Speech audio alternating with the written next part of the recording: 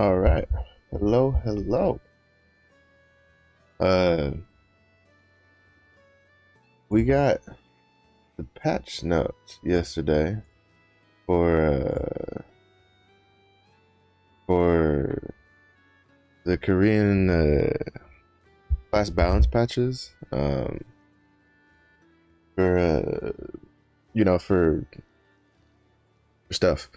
Uh, we're gonna look today. I'm only gonna look at classes I either actively play that had ample changes or I've done a lot of research into. So we're just gonna take a look at the class patch notes because I don't play in Korea, so I can't play on the PTR. So we're just gonna check things out. I have some stuff open so we can like think about what might happen for the changes. We're gonna basically for this. I'm gonna look at Berserker, Scrapper, and Destroyer because Berserker and Scrapper I've played in tier 3, and Destroyer I've done a lot of research on. I would have also looked at Deadeye if they had any like real changes, but to be honest, their changes pretty much are non-existent.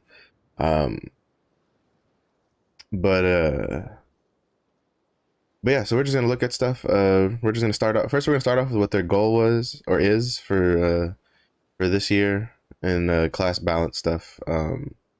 As uh, as we can see, I'm not gonna read everything. To be honest, I'm just gonna kind of like hit points on stuff we're changing. But they're this is the start from what I understand from this because also I'm using the Korean like Google Translate from Korea to English, so some things will be kind of weird. Also, if you're watching this on the VOD on YouTube, I'll probably have a link to the patch notes in the description below, so be sure to check that out. Um, but their goal for this year, in case you don't know, they had mentioned was they plan on balancing. Like this year is a focus of balancing classes because they apparently want to add more stuff to classes in the future, such as like third awakenings, fourth tripod levels, stuff like that. But they don't want to do that until they feel that the classes are kind of more in line and better balanced with the kind of content style that they're trying to hit. Because a lot of stuff over as like we won't feel it too much now because we're still in like really early tier 3 content. But from what I understand, there's a lot of classes that getting into Legion raids don't transition very well due to how their class designs were designed at a time where the tempo of the fights were slower than what they are now.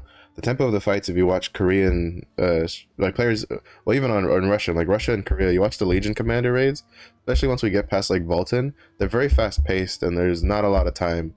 So they're kind of just smoothing things out so that way the focus of engagement is more between you and the boss and less like strategize, like, having to PhD calculus calculate I've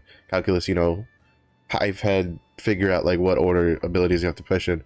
So they've done a lot of different changes to a lot of different stuff.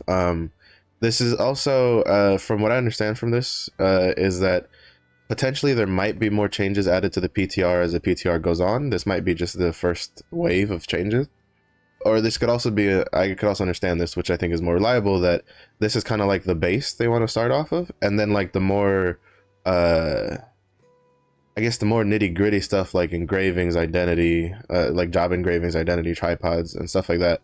They might like flesh out more over time, but or they could just mean that they want to start with like these changes now, and then maybe like next week they'll add like other changes. But basically, it seems like this is not going to be the end because they talk about identity, and there's been some identity improvement, but I think that some classes they kind of want to do more with. Ooh, sorry, I had to sneeze there. But we'll see how things go. We're gonna start off with like the Berserker, from the get go, because he has some pretty interesting changes. So something to start off with also. Some people understood some of the changes they made, in positionals as potentially we might be able to counter from the back or something. Like for instance, Chainsword. If we play Berserker, that's the counter that pretty much most Berserkers take because it's really our only counter. It got changed to back attack. That does not mean that the counter works from the back. You still have to get in front of the boss to counter. What this means is that Chainsword will now benefit from the back attack modifier bonuses. So that's really all this means. So some classes, that's literally all they got. That's all their changes, is just changing stuff from head to back attack and stuff like that. But we're going to go through Chainsword, Crime Hazard, neither of those got really changed. Assault Blade is kind of interesting because they changed. So this is why I have this open, because we're going to like look back and forth between stuff. It's kind of interesting because they made Assault Blade, which has a 5-second cooldown. It's a back attack, 5-second cooldown. They changed the first row tripod, this one, from ignores enemy defense by 60% when attacking, which I'm assuming that's at like higher, yeah, that's at like maxed out tripod levels, to when an attack hits, basically they turn it into, if you play Scrapper, it's basically like Crushing Smite or Fierce Tiger Strike, you know, low cooldown, defense, damage increase to target, like it's basically damage amplified is what it is. And then that can't grow, obviously.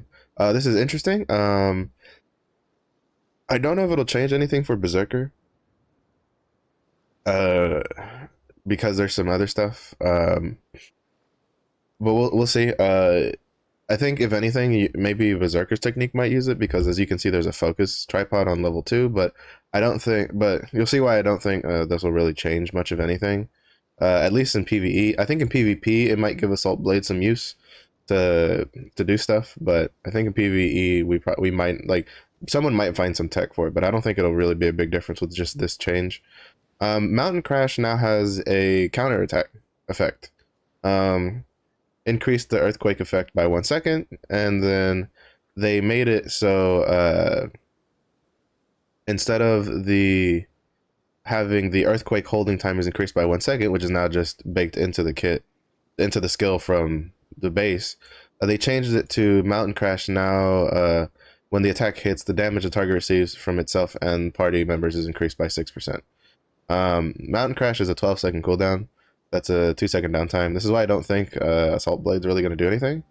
As well, Assault Blade is a 6 seconds with a 5-second cooldown. Mountain Crash has more uses, and for at least Berserker's technique, this is a pretty good change. Because now that means Berserker's technique no longer has to decide whether we want to take Chainsword as a counter with...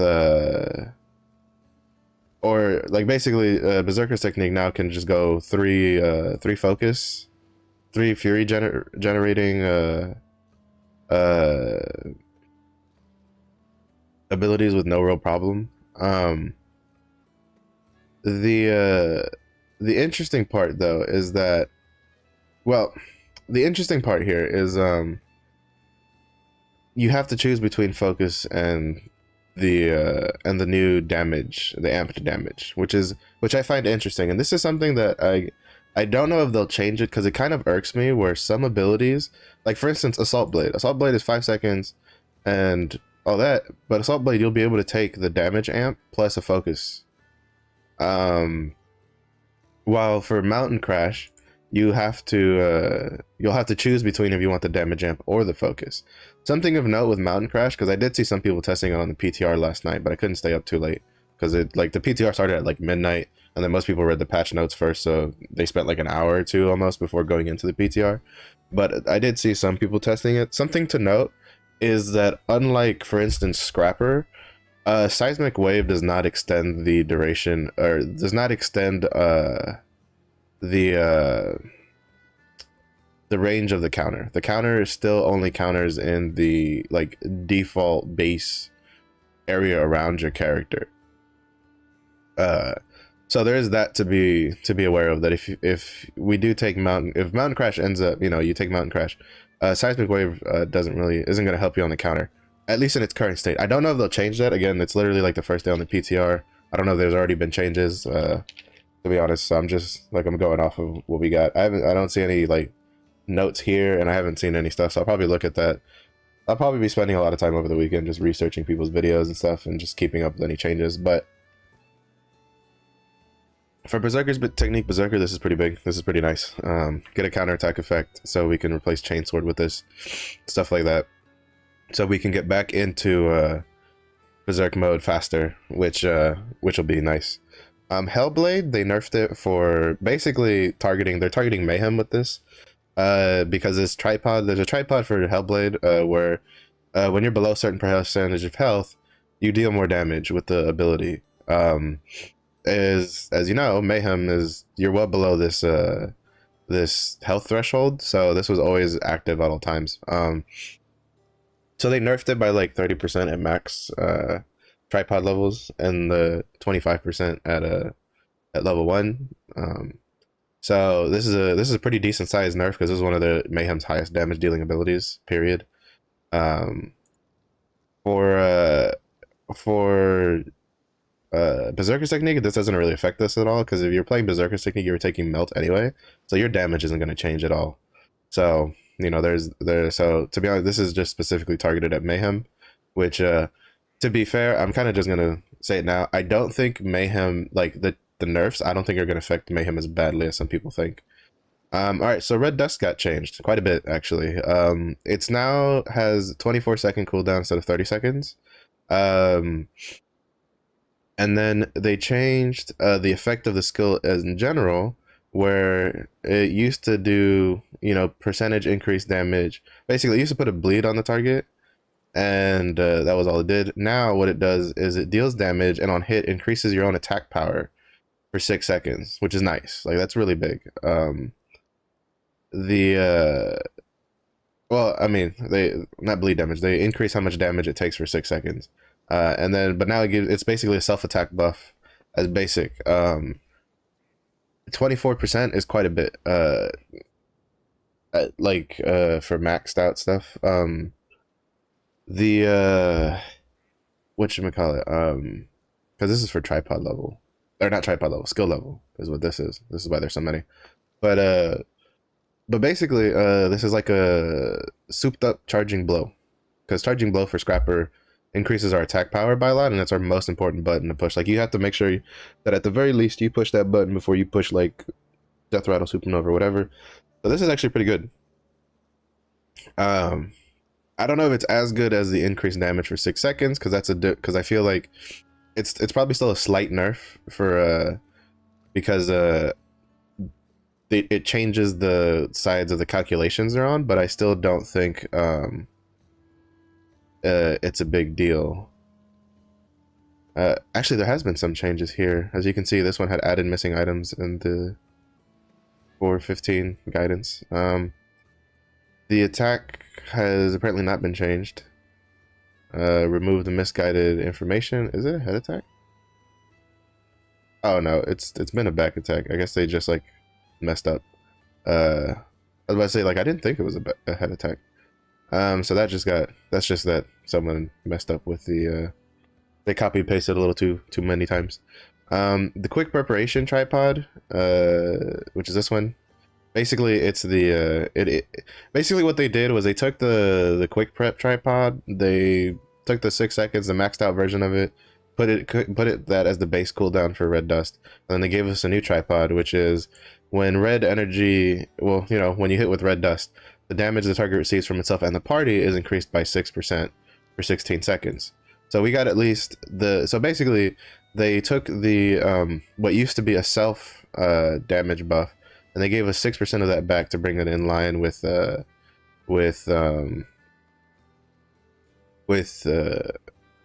other like damage increase buffs, but it's for a long time. Like, even though red dust, it'll be 24 seconds and it's 16 seconds, it's still pretty damn long. And then if you end up taking like Mountain Crash with the as like a Berserker's technique with the amp damage, you'll be pretty much fine. And obviously it's not going to grow. Damage amplification tripods don't grow. You can't get more levels on them. Let's see. Then they changed the original damage tripod, which was let's see, Red Wave, if I'm mistaken, is what or no, was it Red Dust? No, I think it's yeah, I think it's like the Red Dust one, where it was like the team wide one.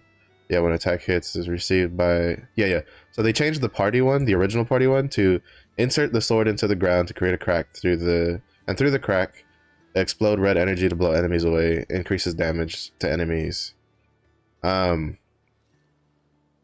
and then this can grow to level 5.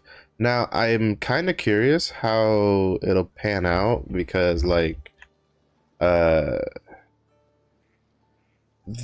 the again, I did see some Berserker stuff on people testing it on the PTR. This had a pretty big range on it. And Red Wave, I think a big chunk of what it is, aside from the fact that you take it so you don't lose some of the damage amp yourself in its current state, is it also increases the range and the damage of Red Dust. But this has pretty close damage to the same tripod level, because at level 5 we can see that this is 175. At level 5 this is 170, and it's AoE. So I don't know if that's intentional or maybe that'll get adjusted, but basically what they've done, long story short, is they made they made it where you still get an attack buff from Red Dust, but then the damage amp is now party wide to make it in line with the other damage amp debuffs that other classes have. So overall, I think it's probably a slight nerf in just because of the way calculation happens for damage numbers, but I think in the long term it's probably still not that big of an issue. Red Storm is another change, or Sword Storm, not Red Storm, sorry. Sword Storm, that's another change that again just targets Mayhem, because they nerfed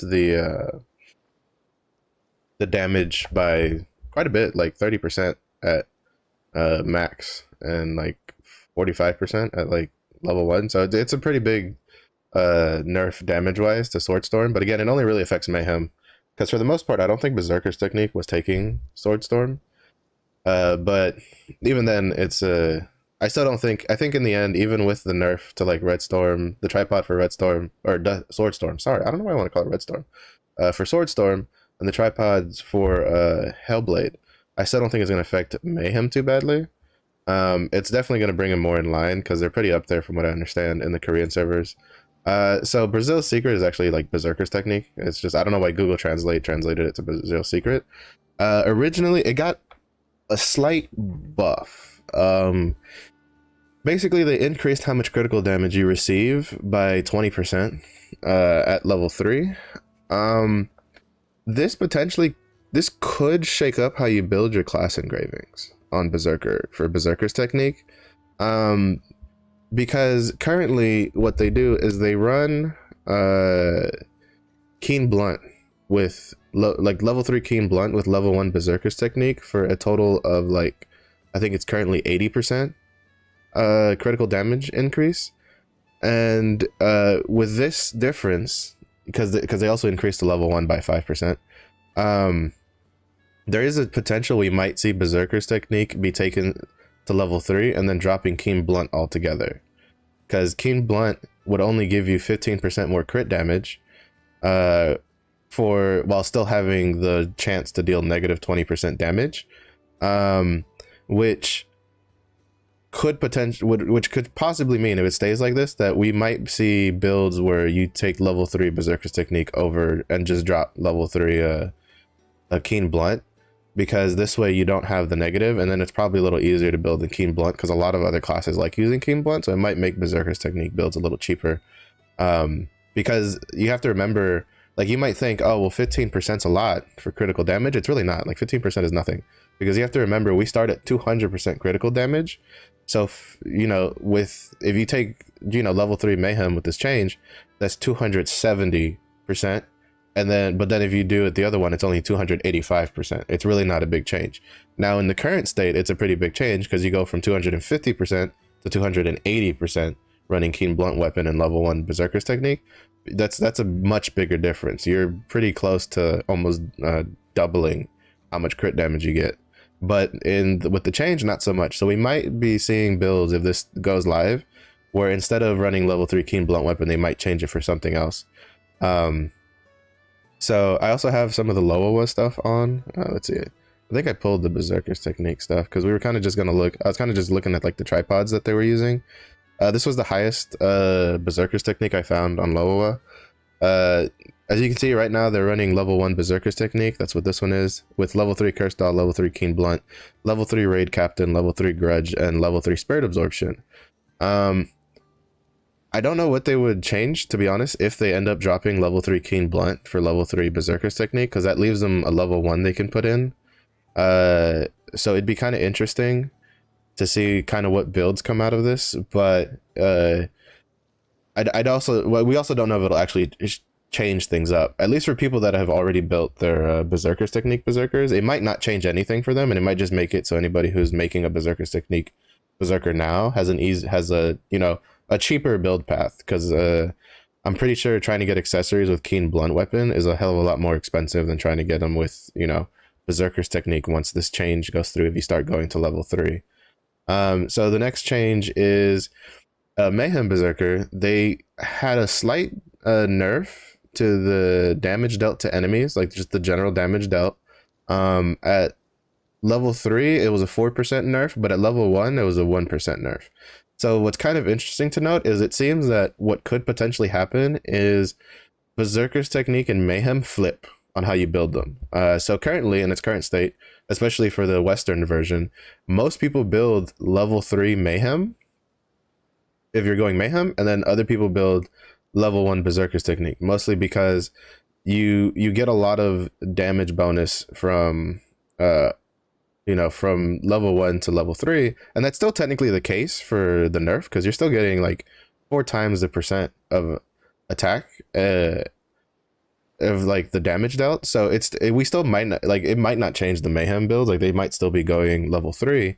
But something that's interesting to know is that there has been a an appearance of builds that use level 1 Mayhem, because it ends up that with Mayhem, you compare it with level 3 Raid Captain, and then between the passive boost of movement speed from Mayhem and the movement speed from like the support engraving set bonus and other stuff, apparently this build with level 1 Mayhem and level 3 Raid Captain was dealing comparative or slightly more damage on some fights than the level 3 Mayhem builds that we're also running Raid Captain anyway. But at least this way, you can fit in another one, because as you can see here, he has level 3 Mayhem, level 3 Masters, Raid Captain, Keen Blunt, Grudge, and Cursed Doll level 2. With this change, it lets them run Cursed Doll level 3, which will probably be more of a damage increase over Mayhem level 3.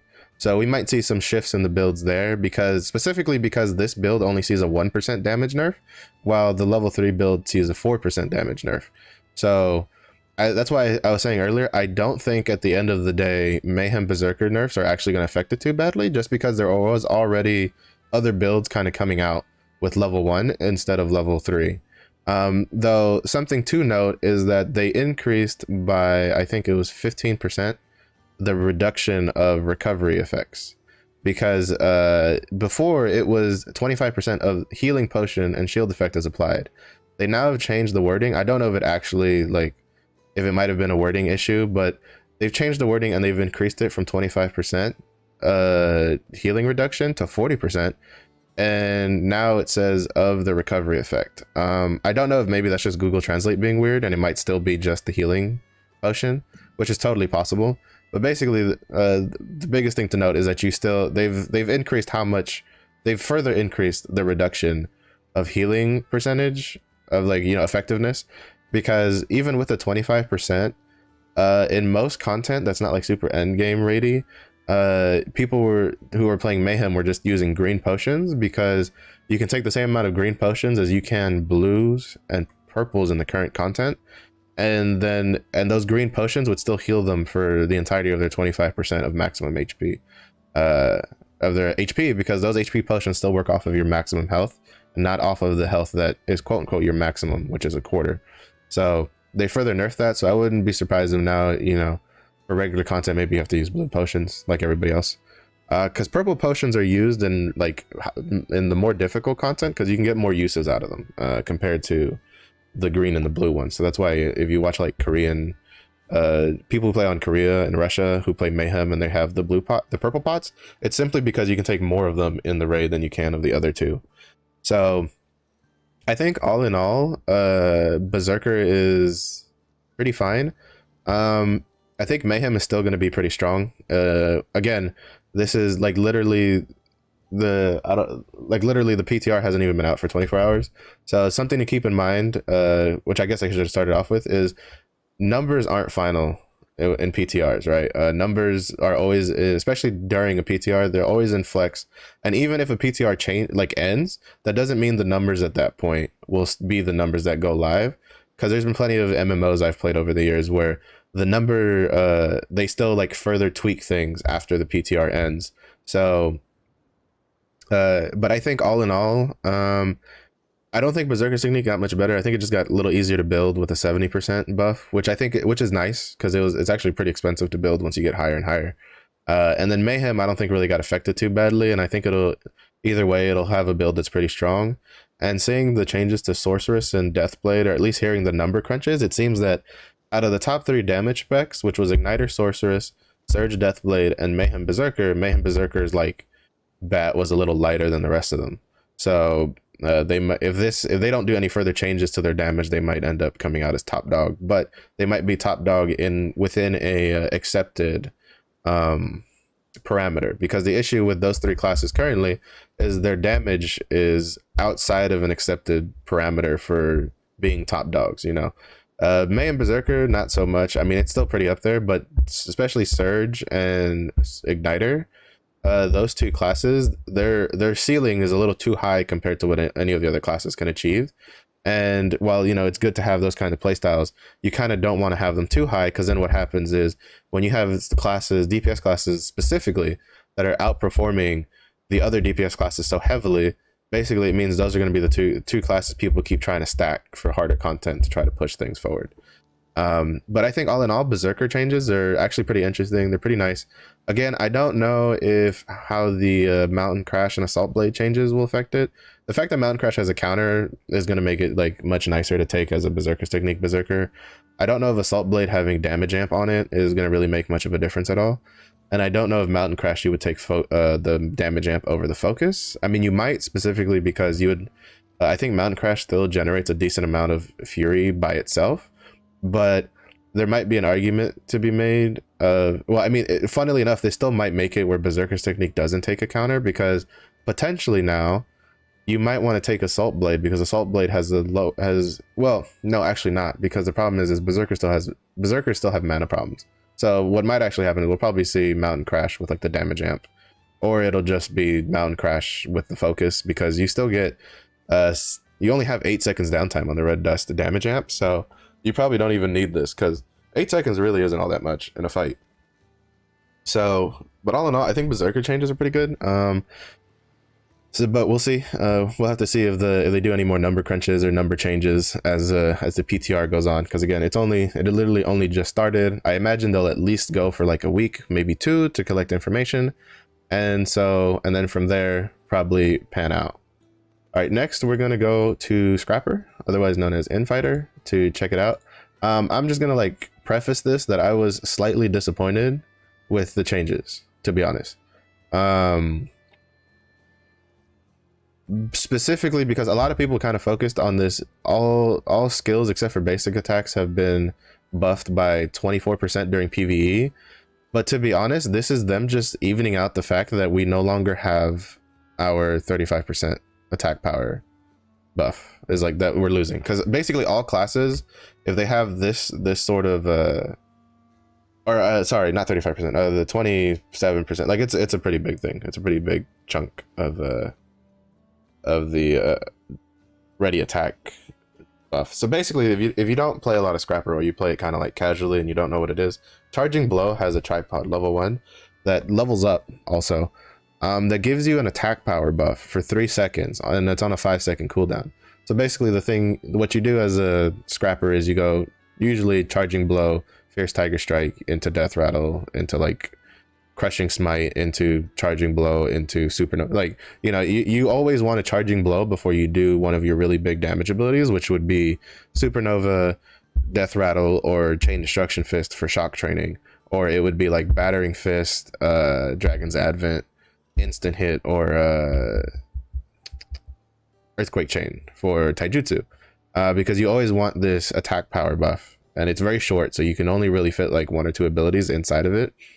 They're taking that away, and they're replacing it with a damage to enemies of the ability increased by a percentage amount. I don't necessarily mind this change, to be honest. We don't really feel it now, and to be honest, I don't think it's that bad for Scrapper in general, specifically just because Charging Blow is a 5-second cooldown. So, you know, if you're mindful that you're not gonna, that, you know, if the boss moves and you're like, man, I can't get this death rattle off inside of this window, then just don't use death rattle. Use something else. Use like roundup sweep or something to kind of like do it, and then try to set it up again. Um, it does make it easier to play because, to be honest, in harder content, especially, this is pretty pain in the ass to manage, because a lot of times you could probably just find yourself charging blow and then the boss moves and you're like, shit, I can't get to that boss in 3 seconds. So this really just makes it easier to play, which isn't a bad change because this means they could do more complicated fights and not have to worry about it. The interesting thing to note though is it's kind of up in the air if charging blow is gonna, if for shock training at least, if charging blow will stay in the as part of our thing. Because if you play shock training, you take charging blow, you take crushing smite, and you take fierce tiger strike as your 3 stamina abilities, and then everything else is just shock abilities. I don't I it'd be interesting to see how it does change. I think if anything changes, we might drop crushing smite for something else, because to be honest, out of the 3 abilities we use, charging blow still has some uses even without the prepare attack, because as you can see, charging blow has a mobility tripod, which if you've played PvP, you know this thing is like you fucking move when you have this mobility tripod. Like, you are going left, right, and center with this. And then it also has a focus for getting more shock, so it has uses, because the point is crushing smite and fierce tiger strike. The big reasons you take them is 1, damage amp, and 2, focus. Now the caveat being, both fierce tiger strike and crushing smite, I'm using them by the Western like official names, by the way, not this, because this is based off of the Russian client, is that their damage amp is it's 8 seconds, and the cooldown for the ability is 8 seconds. So there's really no need to take 2 abilities that have the damage amp as a scrapper, because you'll always have the damage amp up as long as this is on cooldown and you've hit the boss with it. The only real reason we take both of them, in my opinion, is because they both have a focus tripod that we can't take on charging blow because of the prepare attack thing. So what I could see happening is potentially we'll drop crushing smite for something else. I honestly don't know what. I tried spending like an hour looking and trying to figure shit out and stuff. Well, I see one of 2 things happening with the charging blow change, for shock training at least. I don't know taijutsu, because to be honest, I stopped playing taijutsu a while ago, and my last like probably 100 hours or so on the scrapper were all in shock training. I see one of 2 things happening. 1, nothing changes but the tripods you take on charging blow. As in, you probably, like, what you'll probably do is just take charging blow with outstanding mobility, and then you'll take your 2 damage amp abilities with their focus, because the outstanding mobility is nice. Like, honestly, it's really nice. And then you'll probably just change to like, maybe you'll do like outstanding mobility into merciless advance or breaker, and then still stay with death band, I think is what this is called in our version, for the attack speed, which makes you go faster with how it works. That is a potential. The other potential is that we drop crushing smite, and what I think might happen is we'll probably take like charging blow, fierce tiger strike, specifically because that that'll tie into our next thing in a bit, but we'll probably do charging blow into fierce tiger strike, into maybe something like Dragon's Advent, or like iron cannon blow or something like that. So like, or like earthquake chain, something else to kind of like give us a little bit more damage, but or maybe even instant hit, because instant hit actually deals a shit ton of damage with the counter effect tripod, because it's 300% at base. Like on taijutsu, like instant hit hits like a truck. So, and then we'll probably take, and then maybe there might be a change in what shock abilities we take, in that maybe we'll pick up like judgment or something. I don't know, like that I'll kind of leave to the scrapper mains, because to be honest, I couldn't personally figure out, because the other issue is that crushing smite, while being also for shock generation, it has a low cooldown. So even though you'll overlap damage amp debuffs. It gives you 100% damage amp on the target, and it gives you something to push when all of your other stuff's on cooldown. So which might not be an issue when we get more cooldown gems like higher up, but in our current state in the West, it's nice to have. The biggest reason I think if we replace anything, it would probably be Crushing Smite, is specifically because of this next change to the rough crushing tripod on Fierce Tiger Strike. Fierce Tiger Strikes, rough crushing or wild rampage or whatever the hell it's called in our version, or rough smash I think is what it is in our version, is another self damage buff ability. So basically what it did was that it gave us an attack power buff that increased based on how many targets we hit. So now they've changed it to when attack hit, the damage increases up to 300% depending on the number of targets. We'll have to see how much the cap is for number of targets on Fierce Tiger Strike, because it's up to 300%. So it's not like Tiger Strike is all of a sudden going to deal a shit ton of damage compared to what it does now. I think Tiger Strike's main use will still be as a damage amp shock generating ability for scrappers, but this is a nice little, it's just extra damage. Like, you'll never say no to extra damage. It's really nice to have.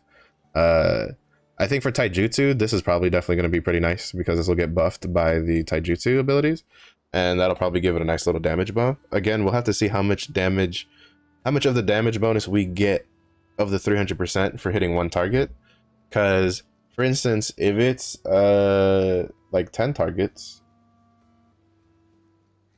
actually no, I think it's 5 targets is the way the buff works, if I'm mistaken. I think the buff caps out at like 5, something like that. I don't know, we'd have to see what the damage numbers are, but potentially this could be a pretty nice little damage bump for Fierce Tiger Strike on boss fights. But I don't think it'll change much for any builds. I think like all the builds will still take this, because it's just a good ability to have. It's quick, it puts it out, it deals some damage, it's nice, gives you focus. The next thing they changed was what was this? Continuous push, I think is what this is called in our region. They changed the hard armor tripod effect, which instead of further reducing how much damage damage you take from continuous push, because the point is a continuous push by default reduces how much damage you take. So this was really just like further damage reduction. They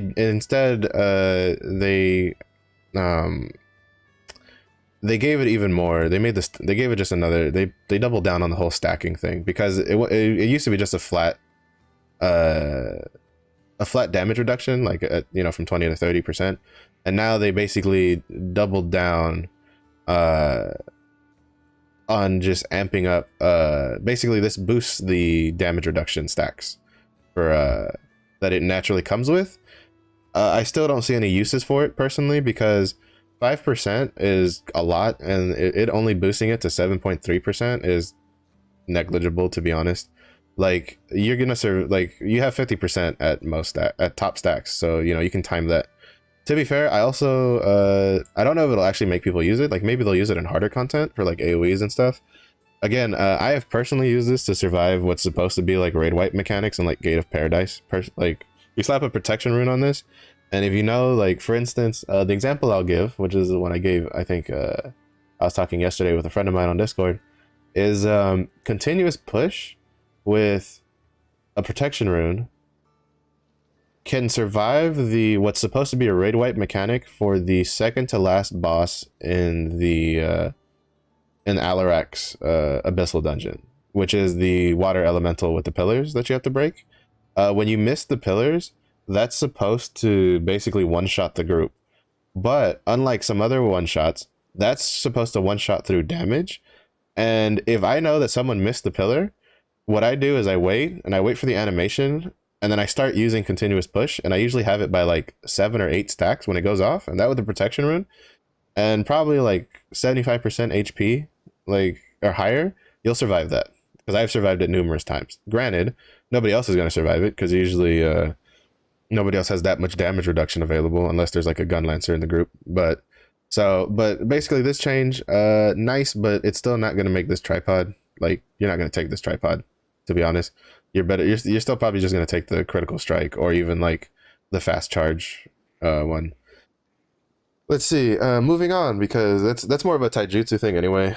And even then, I know a lot of taijutsu builds don't take continuous push. They'd use earthquake chain with the one big hit tripods. So now it comes to the part where I was really disappointed, personally. Um, Judgment, roundup sweep, critical hit, and shredding strike. All the only changes any of these got were positionals from changed from head attack to back attacks. For judgment and roundup sweep, kind of whatever, because again, judgment is only really used in some variations of taijutsu builds, which even then I think recently I've seen that like they're not taking it for taijutsu. In taijutsu they're replacing judgment for roundup sweep and then just taking fierce tiger strike, which will be even further probably reinforced now with the change to getting a damage amp tripod on tiger strike. Critical hit and shredding strike not getting any changes whatsoever is really, really disappointing to me. I've tried making both of these work. They just don't work. Like, and you can't use them in any content. They don't work in PvP. They don't work in any form of PvE stuff. They're not very good. Shredding strike is just a really bad version of death rattle, because both death rattle and shredding strike consume all of your shock on use.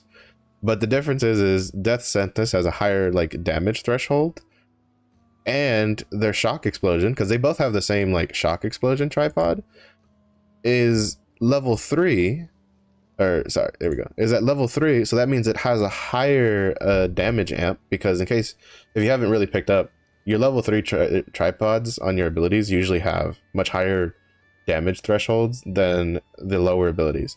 So they both have the shock explosion basically, but shredding strike has a worse shock explosion tripod because it's in their level 2, and the damage already from the get-go on it really wasn't all that much. So, and they both consume all of your shock. So shredding strike not getting any changes whatsoever is honestly really surprising, because it's honestly a really bad ability. It's really poorly designed. I think the only thing shredding strike could have had going for it would have been like the fact that you can put tenacity on it, but again, like it's just like it can't keep up with death rattle, and there's no, and in its current state, shock can't handle two all-consuming shock abilities. Maybe with the charging blow change, maybe we could take sundering strike, but the problem, or shredding strike, but the problem is that shredding strike doesn't even deal as much damage as, like, at least when I last tested it, Supernova and Chain Destruction Fist both dealt more damage than shredding strike. So I don't see any case where we really take shredding strike, because it just doesn't really bring anything to the table. And I'm kind of disappointed that they didn't do any change to it. They didn't change any tripods. They didn't change the skill itself. They didn't do any of that. Critical hit's another one that critical hits. This one, I'll admit, I tried to spend more time making critical hit work than I tried making shredding strike work, mostly because I was like, shredding strike's never going to beat death rattle, and they both consume all your shock. So you're just, you know, trying to make shredding strike work when death rattle is so much better and they work the same is, you know, it's just what it is. But I tried making critical hit work for a long time, and I think critical hit has a chance, like, could be really good if it had some tripod changes, because to be honest, a lot of their tripods is pretty bad. The first row is not too terrible because you can just take the crit one or the quick prep one, but the second row is pretty bad, to be honest. You have second blow knocks opponents down.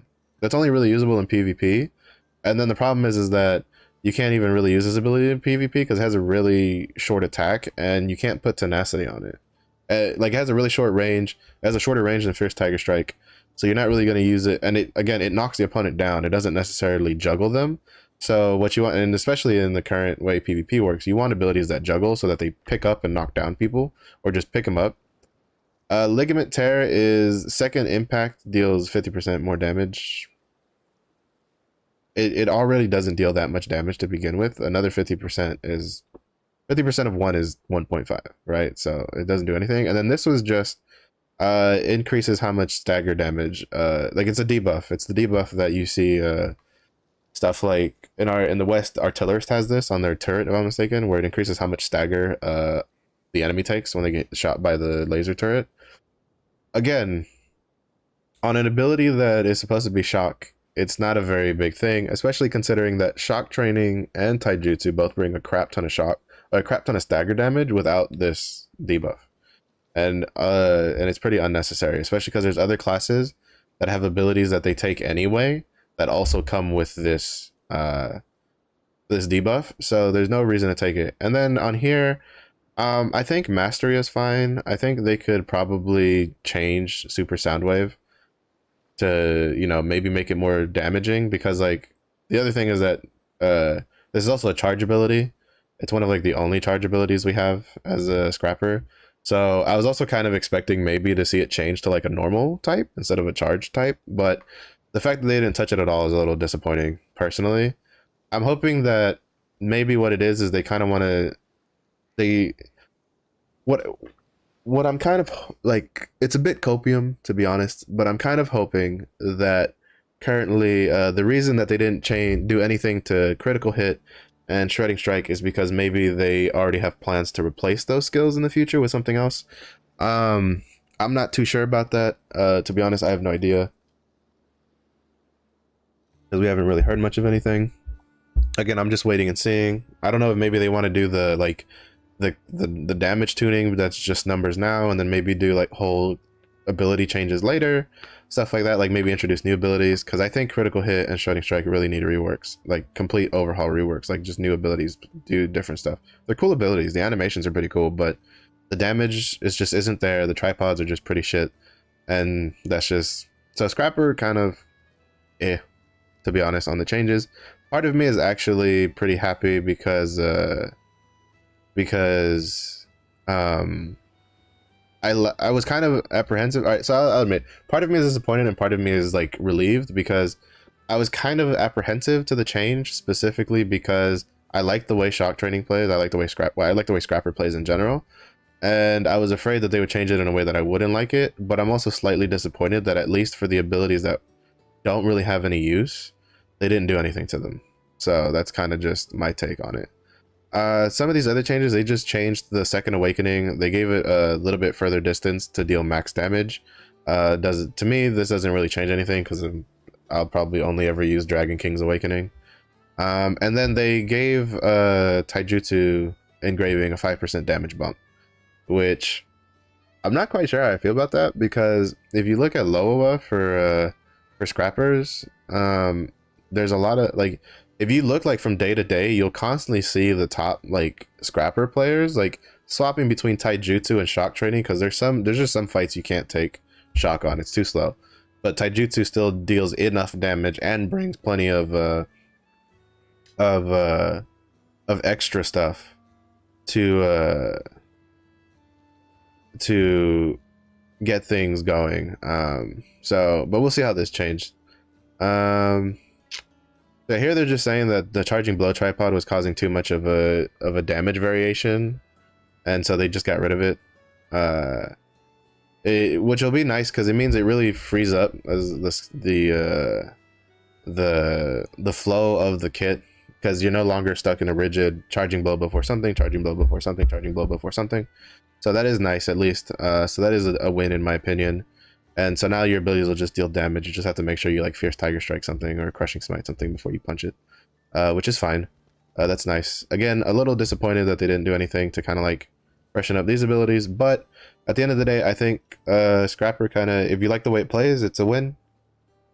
If you're hoping for some big change to Scrapper, sorry, there's no real big change here. It's still pretty much going to play more of the same, just probably a little bit more free flowing with what abilities you can push in what order. So that's good. It'll probably, I think it might, to be honest, I think it might make shock training a little more, you might have to think about what buttons you're pushing in order a little bit more, specifically because charging blow kind of gave you a nice little flow that you could follow with shock training that gave you enough time to recover stamina after death rattle. Because the problem is shock training, in my opinion, the reason it's actually hard to play is not necessarily because it's slow, because there's other slow damage dealing classes, but it's because that when you use death rattle, which is our highest damage dealing ability, you have nothing. There's nothing in the tank. You cannot do any other ability immediately following death rattle, which is unfortunate because you can't counter, you can't do anything. So that's, in my opinion, that's really what makes shock training pretty hard to play, because you have to kind of like pick and choose when you want to do something. And the whole point is that you want to get out, as you basically almost want to pump out Death Rattle on cooldown, because it's literally your highest damage dealing ability. It deals probably about 1,000,000 more damage than my next highest damage dealing ability, which is like Supernova. So, you know, it is what it is. It is, but you know, we'll see. It'll be pretty interesting to see if they make any more changes. Again, I think this class balance patch was kind of just in a trying to kind of like bring classes more closer together on their damage variation.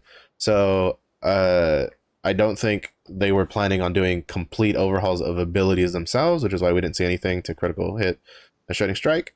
But to be honest, I guess I'll say I'm just neutral on the Scrapper stuff, because at the end of the day, Scrapper feels good in its current state, and I guess we'll just wait and see what they do in the future.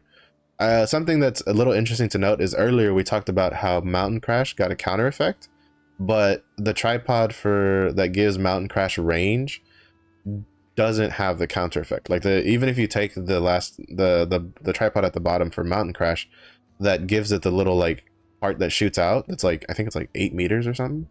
That projectile, we'll call it, because I think in the system that's how it's like, the system codes it as a projectile, doesn't counter. But Roundup Sweep with the fist,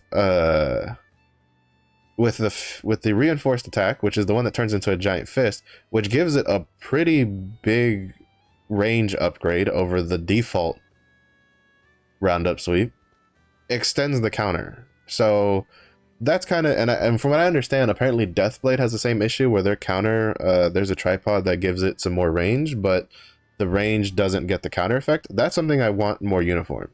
Either make reinforced, like just give Mountain Crash and whatever Deathblade's one is a little bit more range on their tripod stuff and call it good, because I think it's a little dumb to have a difference like that, but is what it is. But all in all, pretty neutral on Scrapper. Not too bad, not too, you know, it's all right. It still does its job, and I'm still gonna enjoy it, so that's a win in my book. If anything, maybe I might go back to Taijutsu with how much damage with this 5%, but I don't think I will, because I just like shock too much right now. Maybe with future Legion raids, when I'm getting pissed off because I can't land a Death Rattle to save my life, I might go back to Taijutsu, but we'll see. I also just have a couple of these are like the highest. I picked the highest shock training and then the highest like Taijutsu ones, just to see what skills they use. Basically this is just the generic skills you always use. I don't think, I'm kind of curious how many like people take no, I don't want ranking, I want statistics. Skills, because I'm curious to see how many people are trying to use Shredding Strike or whatchamacallit, how many people are trying to make Shredding Strike or critical hit work. I'll put that back over here. Get those ads off my screen. Let's see. We're going. I still don't see any, because I think if by default it's in order. Okay, here's one. As you can see, like 0.02%. Because what this does is it looks at the percentage of total people that are playing this class, and then looking at who's picking, like how many times a tripod is getting picked amongst all of that. Shredding Strike, nobody's playing it. Or like one person is playing it, because all of their digits are either at 0 or 0.0 something. That's pretty telling. Critical Blow has a bit more, mostly because I think, you know, some of us have been trying to make it work. But again, the highest they have is Mastery at 1.6%, probably because everybody that's using it knows that you kind of have to take Mastery, because there's no real reason to leave it as a charge ability, because we don't run Supercharge. And the charge takes a bit, so I think that's pretty big reason, in my opinion, that those two kind of need a change. Something that's interesting to note is, as you can see, Crushing Smite is really only taken for the amp and the focus. Like you don't use it for anything else, which is why I think that maybe with charging blow being freed up from having to take ready attack, we might see crushing smite get like swapped out for something else. But that I'll kind of leave to like the more experienced scrappers, because again, I tried to take a look and I couldn't figure out what I would replace crushing smite with, because I think we still need 3 stamina abilities. I don't think you would change crushing smite for another shock ability, because I don't think 2 stamina abilities could keep up with the amount of shock you're spending with having the rest of your buttons be shock abilities. But I could be wrong. We'll see how it pans out. And then this is the taijutsu one.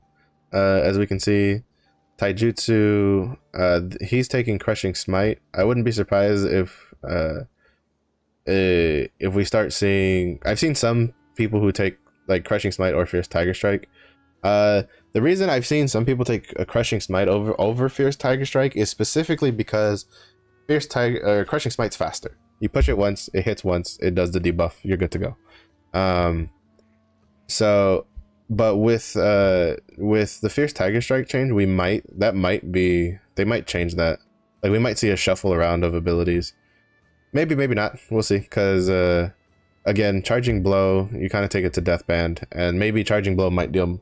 Maybe for taijutsu, the damage percentage buff is probably noticeable. It's just we'll see how it goes. Usually I don't pay attention to numbers too much. I'm kind of just trying to get a feel for like what changes could be made playstyle wise. I don't think taijutsu will get affected too much, to be honest. I think if any changes come, it'll probably be on the shock side of things. So, all right. And last but not least, the one that I'm kind of most excited for, but I kind of know the least about personally because I've never had any hands-on experience with it, is Destroyer. But I've done a lot of research. I've looked into it a lot. I've ingested a little bit too much probably of media for Destroyer stuff over time. So, but we're gonna look at what the change. Spoiler alert, I already know the changes. I've looked at it a lot. Basically, they took out the RNG aspect of Destroyer. Destroyer's current state is that they have a tripod called Lucky Core, that the way it works is every time you deal damage with the ability, it has anywhere from 50 to like 75%, and in some cases like 90% on some abilities, because again, different tripod positions in the rows give it like higher or lower like maxes and minimums. But basically, so like for instance, this one, Gravity Impact specifically, the Lucky Core on Gravity Impact at max had a 95% chance to give you 2 cores. Now almost all the abilities that had Lucky Core give you either 2 or 3 cores when you push the buttons. Not all of them do. Heavy Crash is one of the ones that was not given the two gravity core treatment, which makes sense seeing how they didn't give us any more gravity cores. It's still only 3 gravity cores, and if everything gave you either 2 or 3, that would make no sense, because then that would mean you're only able to use your abilities at level 2 or at level 3, because you'd be wasting cores by using 2 core abilities back to back. But we're just gonna go down. Gravity Impact, as we can see, it's a 12-second cooldown ability. They changed it to, it now just generates 2 cores. I'm not gonna say this for everything, because basically, like I said, for the most part, I'll point out the ones that do 3 cores, but for the most part, almost all the abilities now do 2 cores. Some do 3 cores, and one does 1 core.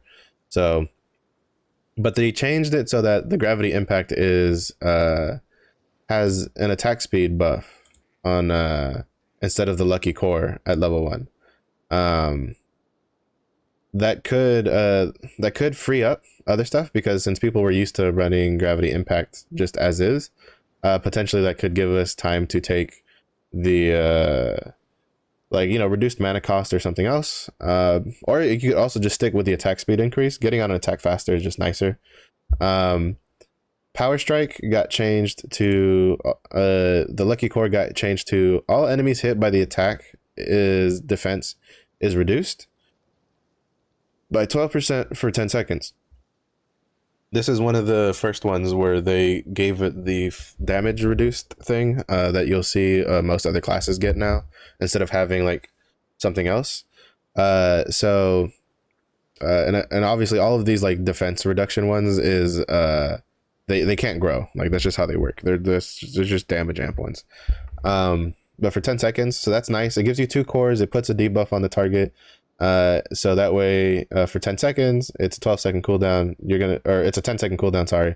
So that's gonna be up always as long as you have Power Strike on cooldown. And then they changed the quick preparation one for the that was the cooldown, that reduced the cooldown further to 8 seconds for Power Strike. To now it gives attack speed increase, which I could see that being taken, but we could also potentially take reckless attack instead. Well, I think reckless attack is what people were taking, maybe, or no, they're probably taking quick prep just because the chances for lucky cores is just, it's too much. So this might see some change. I feel like this is probably going to be an ability we use a decent amount, just because it guarantees. It's kind of like, again, the Fierce Tiger Strike Crushing Smite thing. Damage amp, like you're gonna want to take at least one ability that has the damage amp on it for personal use. The next one is Jumping Smash. This one got changed. This one's a little interesting in my opinion. This is the one that I'm thinking of. No, it's not. There's another one I was thinking of. I don't know. We'll see. Oh no, I think it might be Earth Smasher. Maybe? I don't know. We'll see. Jumping Smash, basically they gave it another. It's Jumping Smash is 16 seconds with they changed that Lucky Core tripod to the Armor Destruction one. So again, second row, no Lucky Cores, just it gives 2 and whatever. Basically, as you can see, a lot of this, it's 2 2 2 2. So Destroyer is gonna you probably have to take Heavy Crush, because I'll spoil it right now. Heavy Crush is the only one that didn't gain that had a Lucky Core tripod effect, that didn't get multiple cores. It only gives 1 core now, but that kind of makes sense when you realize that everything else gives 2 or more. You needed an ability that's low cooldown because it's 5 seconds to kind of like fill out the third bubble. It's kind of interesting in the fact that they kind of took this playstyle away from Scrapper, because again, Scrapper's main playstyle is damage amp debuff, charging blow, big damage ability. Damage amp debuff, charging blow, big damage ability. Like that was your rotation as a shock training Scrapper. That's what you do. Same thing with Taijutsu. It was, Taijutsu was a little bit more like free flowing, I guess, because you had a shit ton more stamina compared to shock, compared to like the way shock works with the stamina builds. But basically what this is going to be is you're going to have times where it goes, you're going to go like, for instance, Jumping Smash, or no, we'll use Power Strike into Heavy Crush into Perfect Swing into Jumping Smash, Heavy Crush, Full Swing into then something like Earth Smasher, or what'll probably be more likely, well, depending, because they did change how it works, Ignore Pain, which just straight give you 3. You go Jumping Smash, Full Swing, Earth Smasher, Earth Eater, or something like that. So it kind of gives a pretty decent structure to Destroyer, and it gives it a pretty decent rotation on like what abilities it wants to use, which I found pretty interesting, seeing how in Scrapper they kind of like they were kind of like free flowing it, but I think it kind of just fits for Destroyer personally. The next one they changed was Earth Smasher.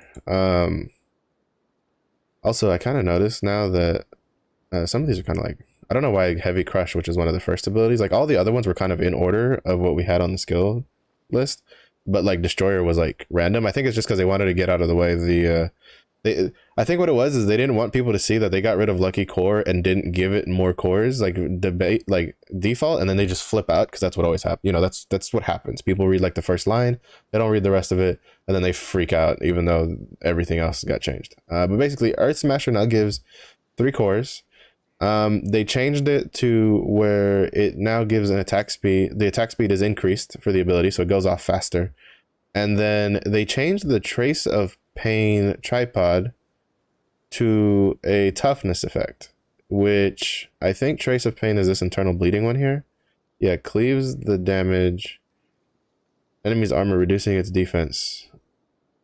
And they turned it into a tenacity. This isn't immune to damage. This is just tenacity is what this is.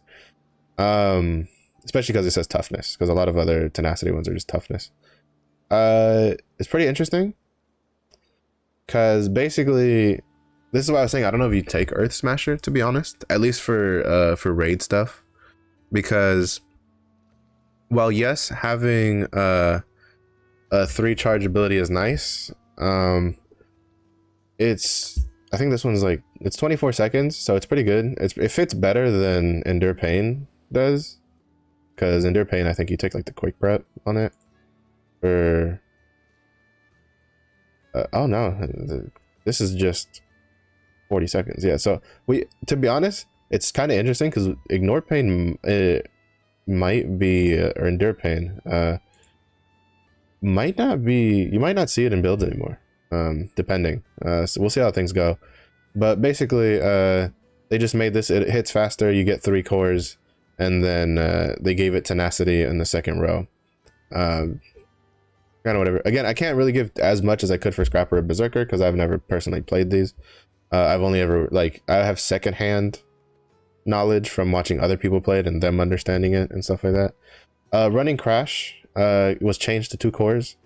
And then they reduced the mana consumption and they reduced the damage on it, while also reducing the cooldown by 2 seconds. I don't think the damage is kind of whatever. I don't think it really matters. Also, something of note is that Destroyer didn't get a like across the board damage amp like other abilities, which is really weird when you consider the fact that they lost their high like burst debuff shit. So I think that there might be some tuning for Destroyer numbers in the future, or like throughout this PTR. But they changed the lucky core to attack speed, and then they changed the quick pret tripod to damage during skill is reduced.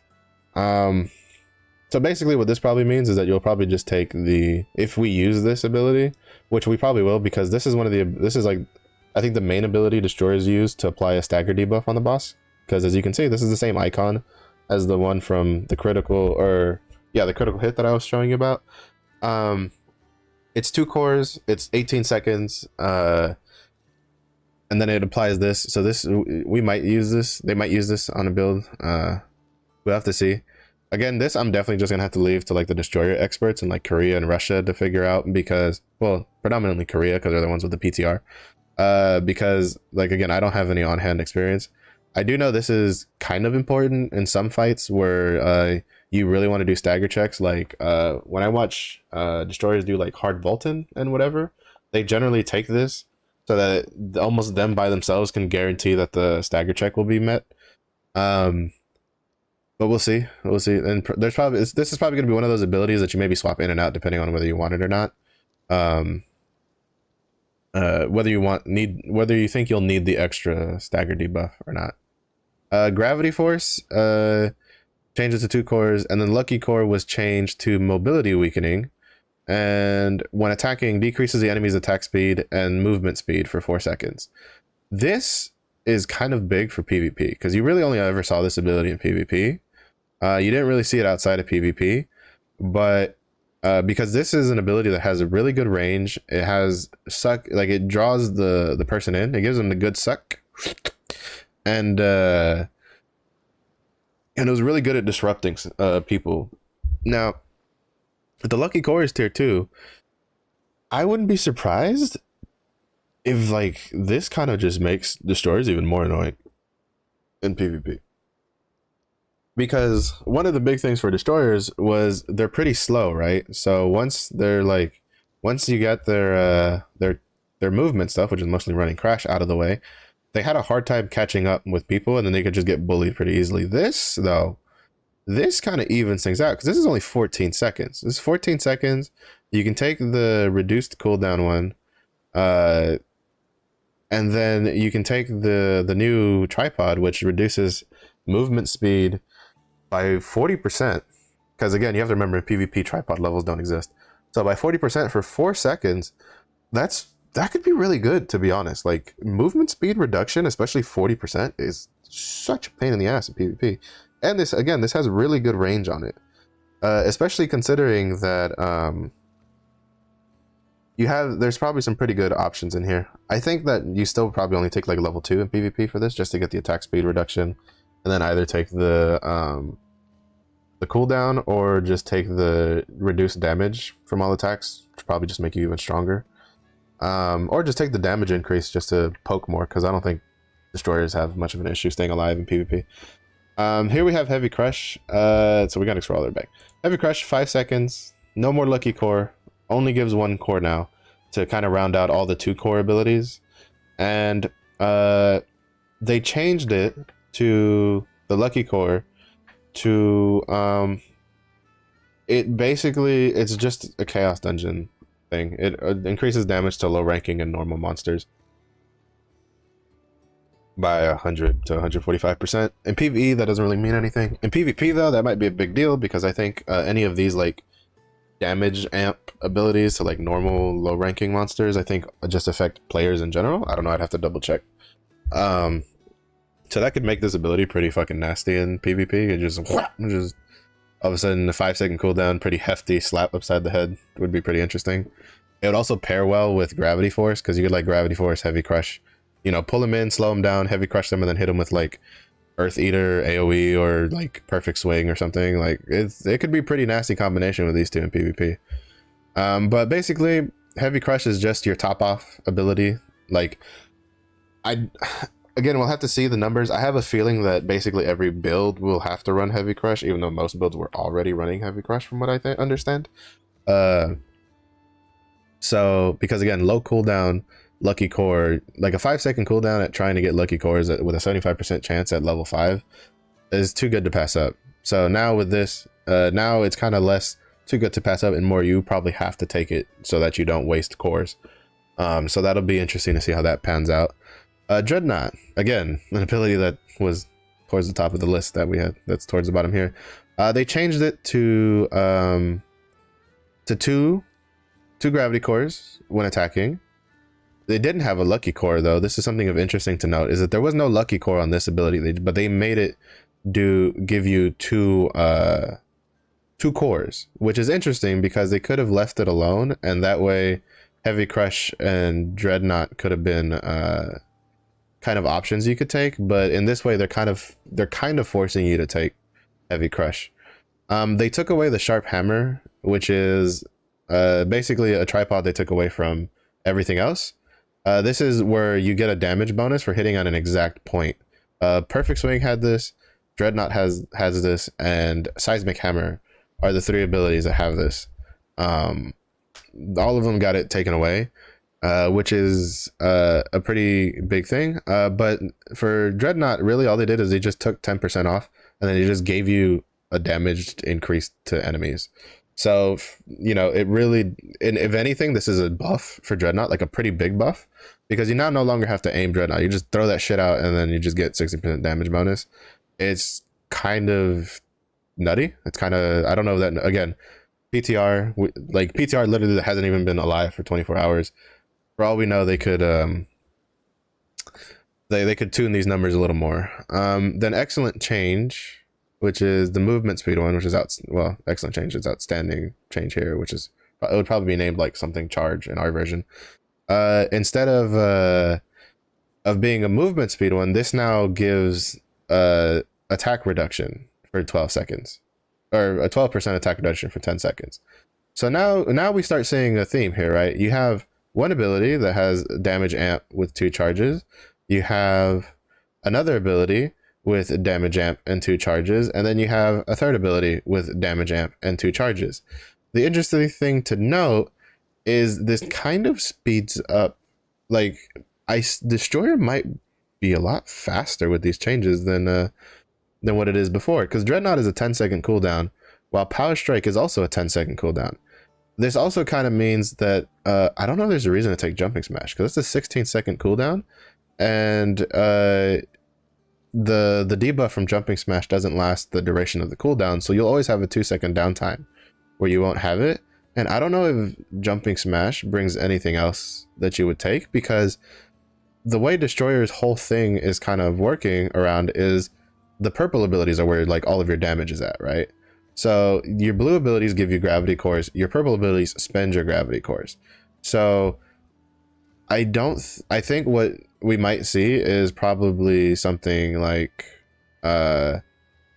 we might see Power Strike, Heavy Crush, and Dreadnought be the like 3 regular abilities you take for Destroyer, and then you'll take either Endure Pain or Earth Smasher for the 3, so that way you can kind of chain into back to back without having to reapply the debuff, right? Because like something you could potentially do is Heavy Crush Dreadnought, Perfect Swing into Endure Pain into Full Swing, or like Endure Pain into Seismic Hammer or something else, depending on how it pans out. So I feel like all these changes really kind of shift up how the game is going to work. I think these 3 abilities, gravity, the tripod changes to Gravity Force, Heavy Crush, and Dreadnought, I think are going to have unintended consequences in PvP for Destroyer, personally. Specifically because of the attack speed reduction here, and then the increase, just the flat guaranteed increased damage on these 2 tripods might have some unintended consequences in PvP for Destroyer, maybe. Or like unintended consequences for the enemy in PvP for Destroyer. So we'll see. Endure Pain has been changed. Like, you could almost say it's kind of a shell of what it used to be. It's still basically a oh shit save my life button. As you can see in its current state, is it inflicts damage on enemies within 2 meters. Well, according to this says 2 meters, this says 4 meters. I don't know, there's a little, I don't know which one's right there, because again, I haven't played it.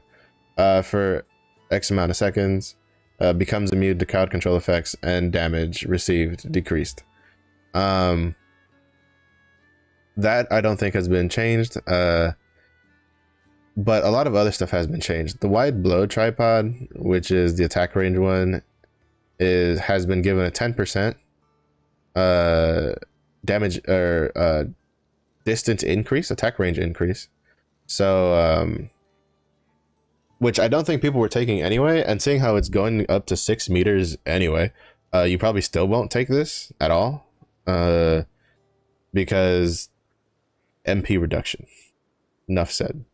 Because from what I understand, Endure Pain takes, like, it's a pretty big MP gobbler, especially so because like most people run, from what I've seen, I think they run like the mana cost reduction and a focus rune on top of that. So we'll see how that goes.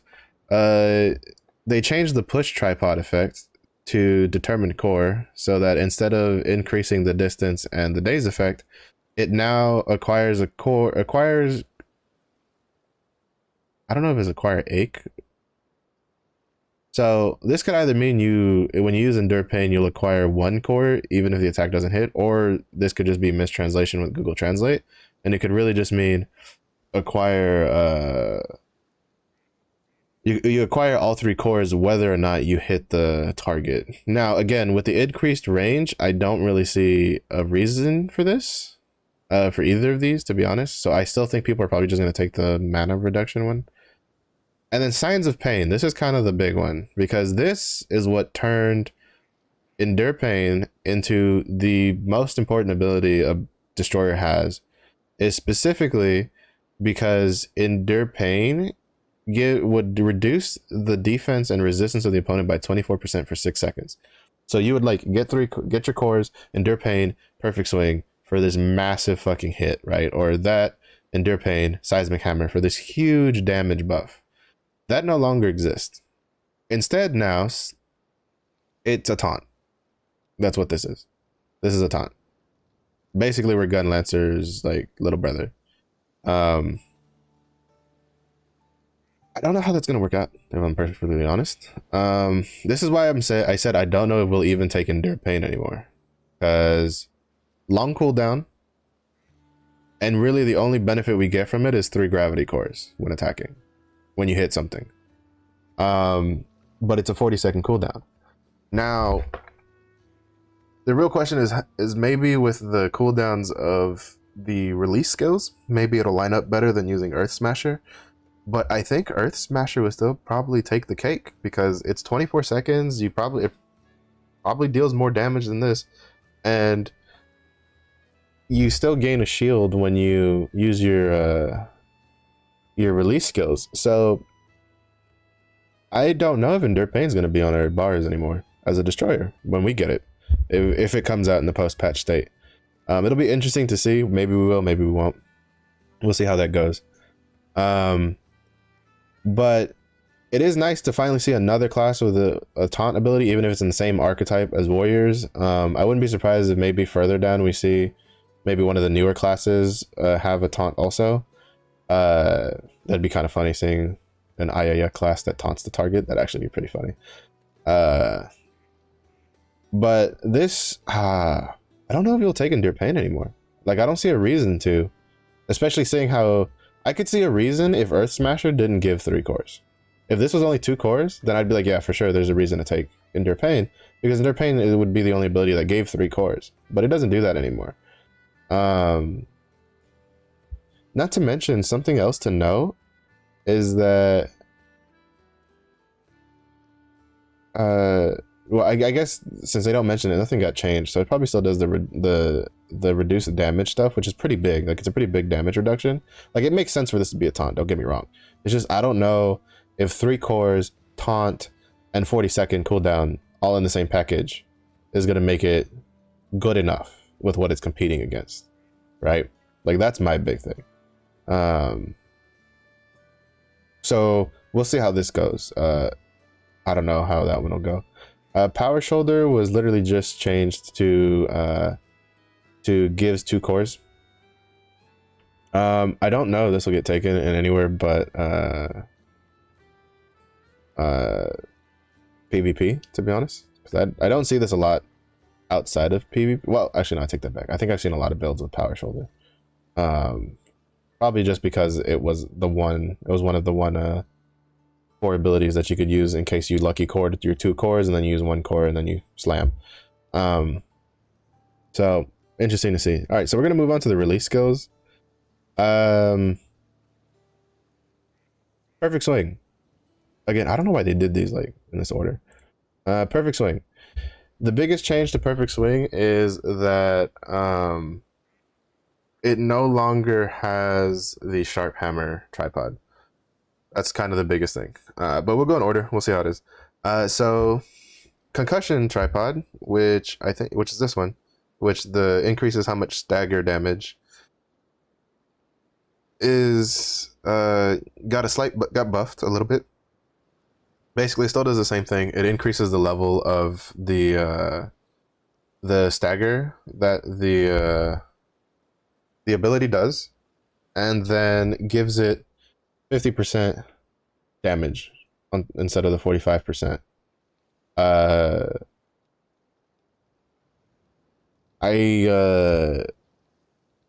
don't know if that'll do anything because this had really high stagger. Like, what this does, like, this is like, keep in mind, almost everything Destroyer uses is either medium to high stagger. Taking a tripod to make it go from high to highest is, I think, a little overkill, but kind of what it is. But the issue with this tripod though is it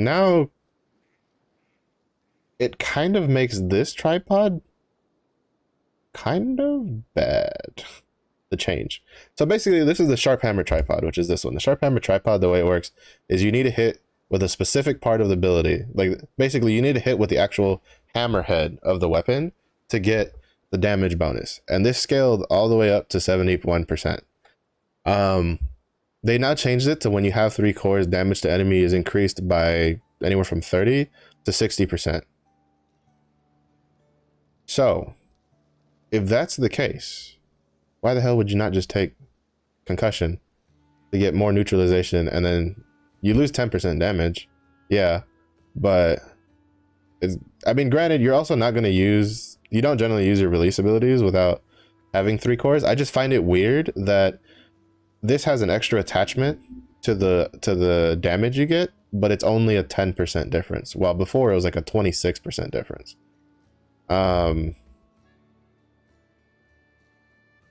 I think this is why I think that Destroyer might still get some number adjustments on the PTR, because they lost a lot of damage that they kind of didn't recoup, because they lost the Endure Pain massive 24% debuff, right? So they lost this one where you could debuff a target by 24%, and I think they lost another one further up. Was it Earth Smasher? Yeah, it was Earth. They lost both of their 24% damage reduction or damage increase abilities. And then they also lost the damage of the tripod. You know, this one's 11%. So we might see some number adjustments on Destroyer, just because I watched a little bit of Obenji do it, and the damage reduction was pretty bad. Perfect Swing wasn't that bad. I think it only, I mean, it was still a pretty big damage dump, but at the same point, like I was saying earlier, I think Destroyer is going to be faster now, seeing how you have set rotations, and a lot of your cooldowns are pretty low. You know, you have Heavy Smash at 5 seconds, you have 2 10-second 2 core abilities that both apply debuffs. You have one ability that you can take with like 24 seconds that gives you 3 cores. Like, that really speeds up how a Destroyer plays. Almost a little too fast, you could probably say. Especially when you consider the cooldowns of some of these abilities, right? So like, you know, Full Swing is you got Full Swing at 22 seconds, Neutralizer 36 seconds, One Man Army 24 seconds, 30 seconds, 24 seconds, 30 seconds. But then you have my boy Earth Eater at 18 seconds. So maybe that's what they want, you know. Maybe it's going to be like, you have like 2 really big, like long cooldown ones, really big ones, and then you have Earth Eater to kind of like pick up the slack with the 18 seconds that you weave in between and stuff like that. That could be how it plays. But I still feel that these changes make Destroyer pump out damage faster and more, which maybe in the long run will probably deal more damage, but I think it kind of moves away a little bit from what I think a lot of people envision when you think about a Destroyer. When you think about a Destroyer, you have this heavily armored guy with this huge fucking hammer that's pulling rocks out of the ground. You don't really see that as a class that hits a lot very quickly. You see that as a class that does big hits, big meaty hits that just deals a shit ton of damage when they hit. Now this is kind of where you have an issue as a developer, in my opinion. Do you go for how people would perceive the class? Or would you go for what mechanically makes more sense with the current meta of how the boss fights work? Because to be fair, with how the boss fights works, having these very slow, meaty hits doesn't really work when you consider how often bosses turn, how they move, how often they go invincible without any sort of forewarning, stuff like that, especially like in Guardian raids. I can't tell you how many times I fought Night Fox Yoho only to have a Death Rattle get invincible because she decided she needed to go get her cup of tea. So, I don't know. I do think that some damage numbers will probably get adjusted. Again, I think it's a little weird that this, which comes with double bonuses and no requirements, is only 10% damage less than requiring to have 3 cores. Which, mind you, this 3 cores also, like, both of these damages also stack on top of the fact that Destroyer's like basic playstyle is the more cores you have, the more damage your purple abilities deal. Like, that's just how it goes. So this is damage stacked on top of damage, right? So it's a little odd to me that these are still close together, but we'll see. Again, PTR just started. We're really, right now, we're just focusing on like playstyle changes and the like. Unnecessary time, tripod effect has been changed as follow. Charge time is reduced, and then the attack speed is increased by 20% when not in charge operation. I guess this means that it comes out quicker, like even faster than it already did before. Interesting. because like Perfect Swing already had something. One of the level 3 tripods, I think this one. Yeah, it turns Perfect Swing from a charge ability to just a swing. Like it comes out real fast. It comes like you see it in PvP a lot. If you ever watched a video about Destroyer and you've seen them swing their hammer and a little wave comes out, that's this ability. It's pretty up there. All right, uncontrollable tripod effect, which is the one that a lot of people take, is this unrestrained one. It reduces the charge time, but it adds another charge level to it, so it kind of comes out at the same, if I'm not mistaken, and then it gives you more damage when you overcharge it. The charge time and the charge level haven't been changed, but they buffed the damage done by 35% at max tripod levels. That's probably why Perfect Swing kind of, the damage on it is kind of like the same, because you in raids you take this. There's no, I know I've seen some adrenaline builds that, you know, they take massacre time, but I think that especially when we get further down, because you'll see another thing on like what I'm talking about here. You're not in a raid environment, especially with the current changes, you're probably not going to take this at all, even with the unnecessary time change, because they basically feel like they're trying to just further cement Destroyer as a supercharged build, as a supercharged class, and you'll see what I'm talking about further down. Overall, I know from what I've seen that Perfect Swing lost some damage, but it's still kind of in the same vein. If anything, I think what some of these changes will do will probably change it from a lot of people being very crit heavy to maybe going half and half crit and spec, because in the current state of Destroyer, most people run Hammer of Rage tribe class engraving, and then they go really heavily into crit for those really big crits, and then they put whatever leftover points into spec just to get a couple little extra damage boost. I think maybe this might swing it back to where the Hammer of Rage build might go back to being well, not go back to being, but they might swing the Hammer of Rage build to a more spec focused thing, or maybe go 50-50 spec and crit. I don't know, we'll see. That I'll definitely leave to like the number of people. I'm not very good with like main stats and shit like that. Seismic Hammer. This ability, I can tell you right now, got so fucking dumpstered with the changes that it deals like next to no fucking damage, and I don't know if they're gonna do anything about it. Absolute Strength Tripod effect has been changed to Hard Body. For whatever reason, they decided to change this ability, which was a damage. Basically, here's the kicker, right? They took this ability, which was Sharp Hammer, and they gave it the, when you have 3 cores, damage to enemies increased by X amount. And then on Seismic Hammer, they took this ability, which is damage increased for every gravity core possessed. So at 3 would be 60% damage, which is what this is. You see a trend here? They took this from here and they gave it here, but instead of giving you, you know, the segmented of 20% per core, they just gave you the big bulk of 60% at 3. And then they replaced it for damage to all damage received during skill casting is reduced. Why? This change I don't understand personally. This change basically completely new. This combined with the sharp wall getting taken away, just about dumpstered the damage. Because the problem is this combined with sharp wall would give you a total of like 155% damage increase on Seismic Hammer, which is what made it the second most damaging ability for Destroyer. The fact that they took this away and then they moved it down, basically what they did is they took it away from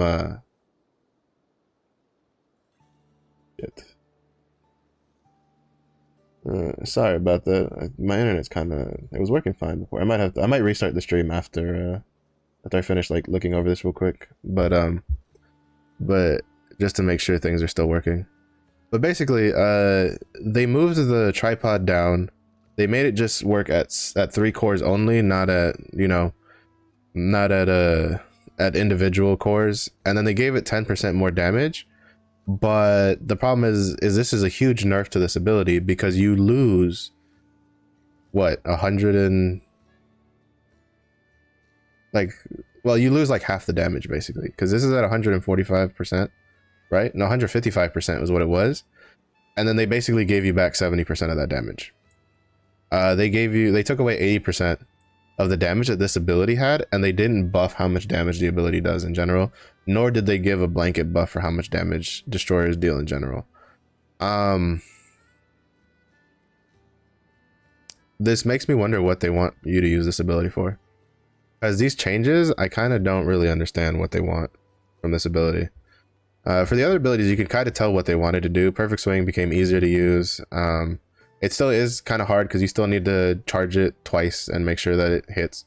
The blue abilities, you got the 1 and 2s. Like, again, pretty straightforward, pretty easy.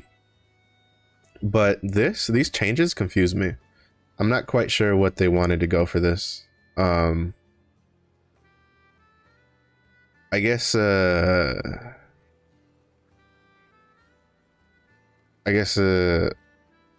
don't know. Like, you kind of, like, I'm just confused, right? Because like, you already had tenacity and quick prep up here. I guess maybe they want you to take the damage cooldown, the damage reduction, which is 24 seconds. But I don't know if the cooldown one would just, because like, for instance, gravity compression is 24 seconds, one man army is 24 seconds, full swing is 22 seconds. Like, you have options that come at that cooldown that might deal the same or more damage while having an extra tripod they could take. So I'm not quite sure like what they wanted to do with Seismic Hammer. I don't know if maybe they just wanted it to be just a Chaos Dungeon build skill, which is fine. It's not fine. To me, it's a little disappointing, right? Because going into this class balance patch, what I was hoping for was that stuff like Perfect Swing and like Full Swing would kind of be edged out for abilities that like visually are more thematic, in my opinion. Like Gravity Compression, I mean, doesn't really fit because it's a holding skill, but it looks cool. You know, you basically generate a black hole and you just deal damage. Seismic Hammer was amazing. You had these huge fucking walls of stone come out of the ground to hit things. Earth Eater is also like visually amazing because once you get it to the 3rd level, you stick your hammer in the ground and you pull out a big ass rock hammer to hit someone with. Like, amazing, like very amazing visual thematic stuff. Perfect Swing, I'm saying one man army. I think Neutralizers, well, Neutralizer not so much. Neutralizer has a pretty cool effect too, but definitely Perfect Swing, one man army, and Full Swing. It's just you swinging the hammer. But that's what you do with your blue abilities, right? Like this is where I was hoping that they would at least make the more visually thematic abilities more appealing for damage wise, because you swing your hammer with your blue abilities. Like, there's only one ability, which is Crushing Earth Smasher, that, you know, you pick a rock out of the ground with Earth Smasher and then you smash it into the enemy. Like, aside from that, most of your other rock effect abilities or black or gravity effect abilities all come from your purple abilities. You know, Seismic Hammer, earth, like huge spikes of earth come out of the ground. Gravity Compression, you basically create a black hole around you. Neutralizer, every time you hit the ground, you have these gravity spikes come out of the ground. Earth Eater, again, you put your hammer in the ground for one tripod and you slam someone with a big rock hammer, or you've put your hammer in the ground and you start spinning and you have this like vortex of fucking rocks around you dealing damage. Visually, very thematic, very impactful, looks very cool. With this change, you now have taken away one of the thematic ones, right? They've basically just neutered this ability, because in total, this would deal, you would get 60% here.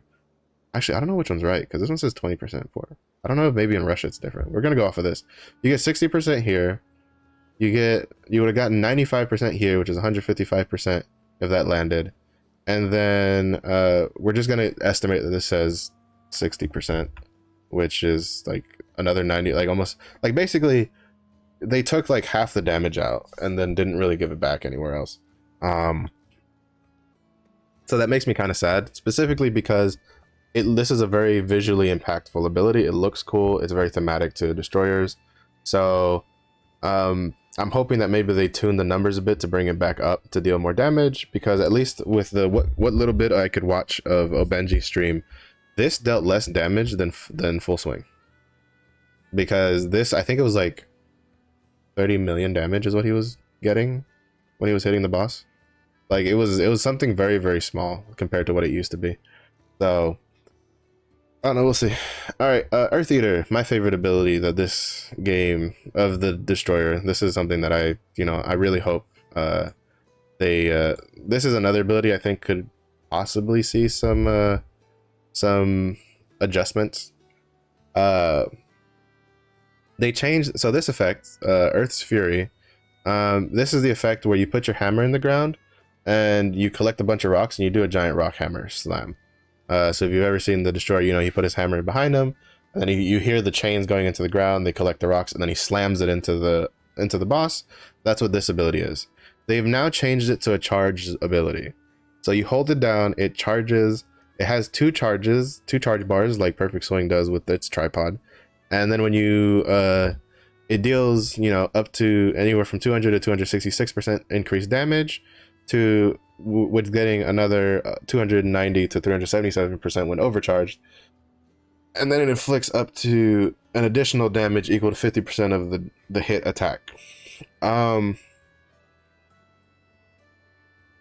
numbers sound impressive, but at least when I was watching Obenji a little bit, the numbers sound really impressive, but the actual damage of the ability wasn't all that amazing. That was kind of something I found really odd, in the fact that, again, they took out a lot of damage tripods, and then they didn't give any more damage back. I think this was their attempt at trying to give damage back. I think this is their attempt at making Earth Eater. I think what they want from this is Earth Eater to be competitive with Perfect Swing, but the problem is that Perfect Swing just has too much nice stuff attached to it. If we look through here, we have like 30% there. Or the stone fragments, which I think this you only really use in chaos dungeons. This is like absolute power is 30% protect the target for, like, I think this is like the defense ignore tripod that you see on abilities.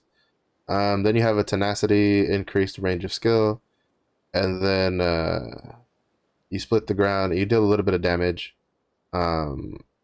Basically, what this does is you deal a little bit of damage, like it comes out in front of you. It's a little cone in front of you that you hit, and then you put and then you move the hammer back to keep going. I think this needs to be changed. I think if they want this to compete with Perfect Swing, they need to change Absolute Power to have this 3-core ability, or they need to change Ground Shock to be this 3-core ability of Absolute Force. And then I think Earth Eater would be pretty competitive, especially because it's a charge skill. Like, this is what I was saying earlier. I think they're really trying to push, cement even more the supercharge engraving for Earth Eater. So that'll be pretty interesting to see. Identity, they didn't really like change it. It's depending on the focus skill, which is the blue skills. 1 to 3 gravity scores will be charged. That's just normal. Like, we've seen some abilities give you, some of the focus abilities give you 2, some give you, 1 gives you 1, and then you have 2 that give you 3. So it'll be interesting to see how people play around with that. So the developer comment was basically just that Destroyer was slow but powerful, and it was designed to be, go head to head with like strong monsters. But then as the fights became faster with more gimmicks and more other stuff, they kind of fell behind because they didn't really like look too deep into it. I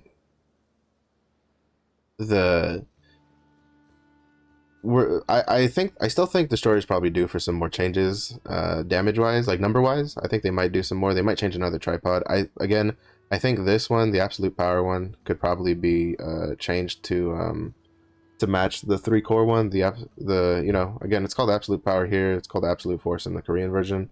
The new tripod they changed to. I think maybe giving Absolute Force to Earth Eater would make it, a bit more damaging to be used. But we'll see. It's again, first day of the PTR, we'll see how it is. I'll probably keep up to date. I probably won't do another big like PTR reading thing, but probably just keep. I'll keep checking back on it and seeing how things go. Did I get logged out of?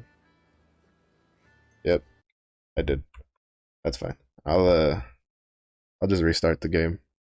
I had a feeling I was gonna get knocked out of it because I wasn't paying attention to it. But basically, I think overall the destroy changes were great. You know, getting rid of the RNG aspect of it is nice. I think I like a lot of the tripod changes that they did. It feels really good. I'm hoping that maybe there'll be some number tuning here and there as things go, as they do stuff, and we'll see how it goes. As we can see, this is the I just pulled the highest ranked destroyer from Loawa. They use the Hammer of Rage class tripod. And then for skill wise, this has been a somewhat recent change where it used to be you use these three abilities, which is Seismic Hammer, Perfect Swing, Full Swing, and then they had like five blue abilities instead. They replaced one of the blue abilities, which I think was Power Shoulder, I want to say.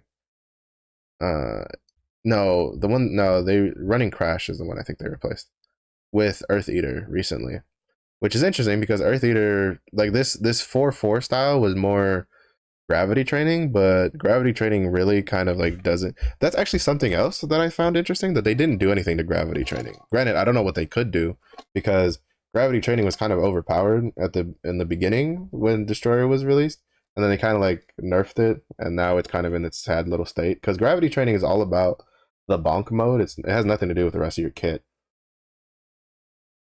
So I think the fact that they didn't do anything to it number wise, it tells me that maybe later on it's slated to just be completely overhauled, especially because like they had said before, they plan on making changes towards like some class engravings and stuff like that. Again, overall, I think it was a really good change, really good changes across the board. I think it'll definitely make Destroyer easier to play, more fun to play, feel a bit more. You'll feel a little less annoyed when you miss some things, and you'll be fine. You won't be as annoyed.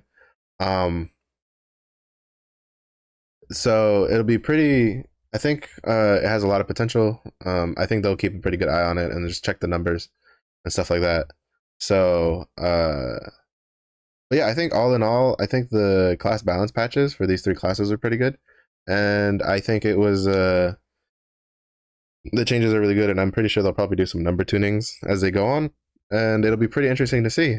So I think it's a lot to look forward to. I think the only thing left that like we're waiting for in the West is to find out whether or not Destroyer will come out in this state from when we get him, when he releases. I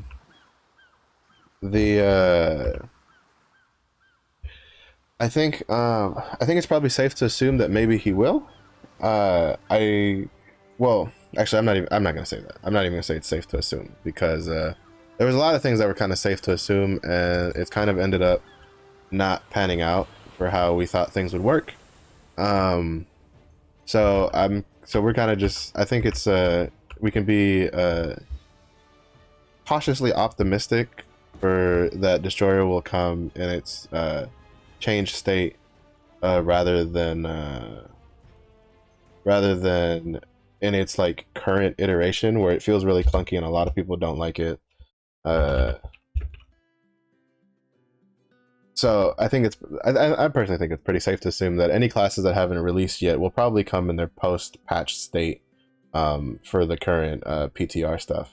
But that pretty much wraps it up for the patch notes. Now we're gonna actually play the game for the next like I don't know, like 2 hours. I got the deadeye to tier 3 yesterday. But unfortunately, he didn't get all of his armor pieces.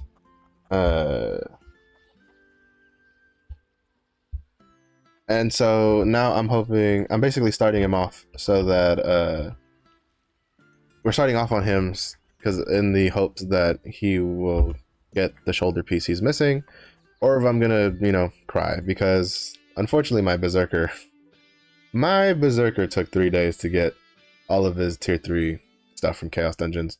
So so it's just like, it's kind of up to the RNG, right? I did 2 runs yesterday. I got everything but the shoulders. So I'm waiting for the shoulders. Hopefully, at least in one of the 2 runs today, we'll get the shoulders. I don't know. Because again, I already had one where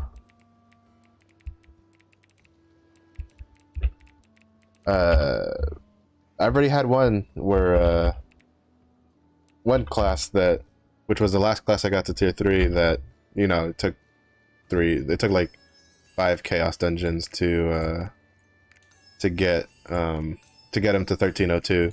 Because the really frustrating part is the fact that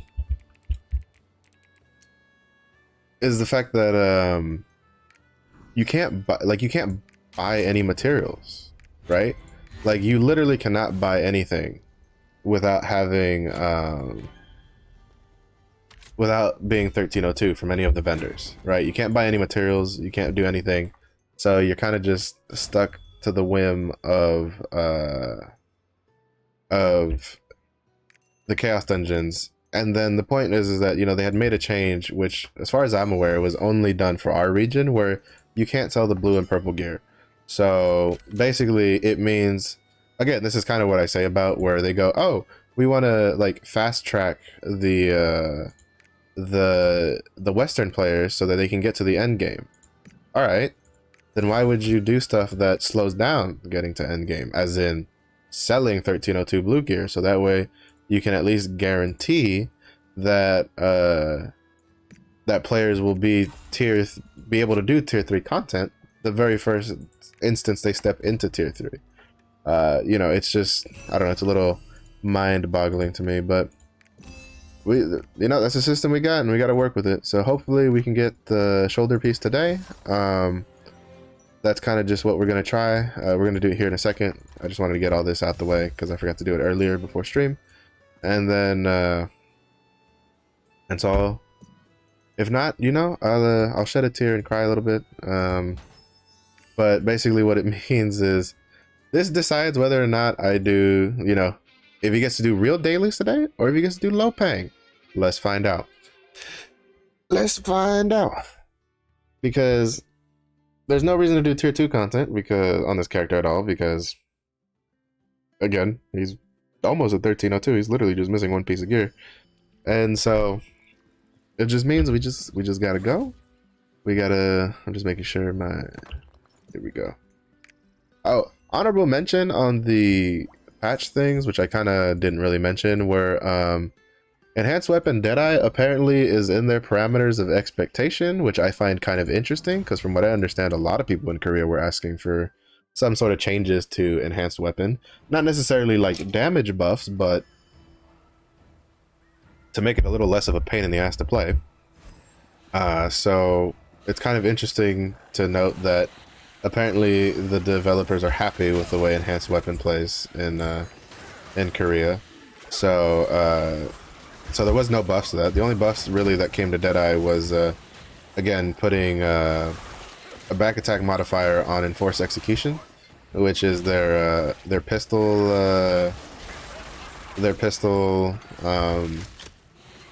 counter, and then Pistolier I think got like a 10% buff on the engraving. So but aside from that, they didn't really get much else. Yeah, aside from that, I can't really talk about anything else. I know Death Blades are kind of sad with the state of their the stuff. They knew the damage nerf was coming, but apparently the change to the orb generation was pretty bad, from what I understand. So again, first day of PTR, we'll see how things evolve as they go. As far as I know, the Sork, Igniter Sork's damage, while was kind of moved away from their identity and more towards specialization.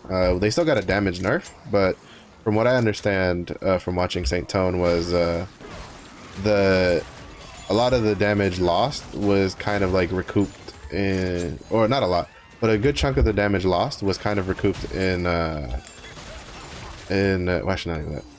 A bit of the damage lost for Igniter Sork was kind of recouped in the scaling change, because they changed how the specialization scaling works for Sork. So it'll be interesting to see how that pans out.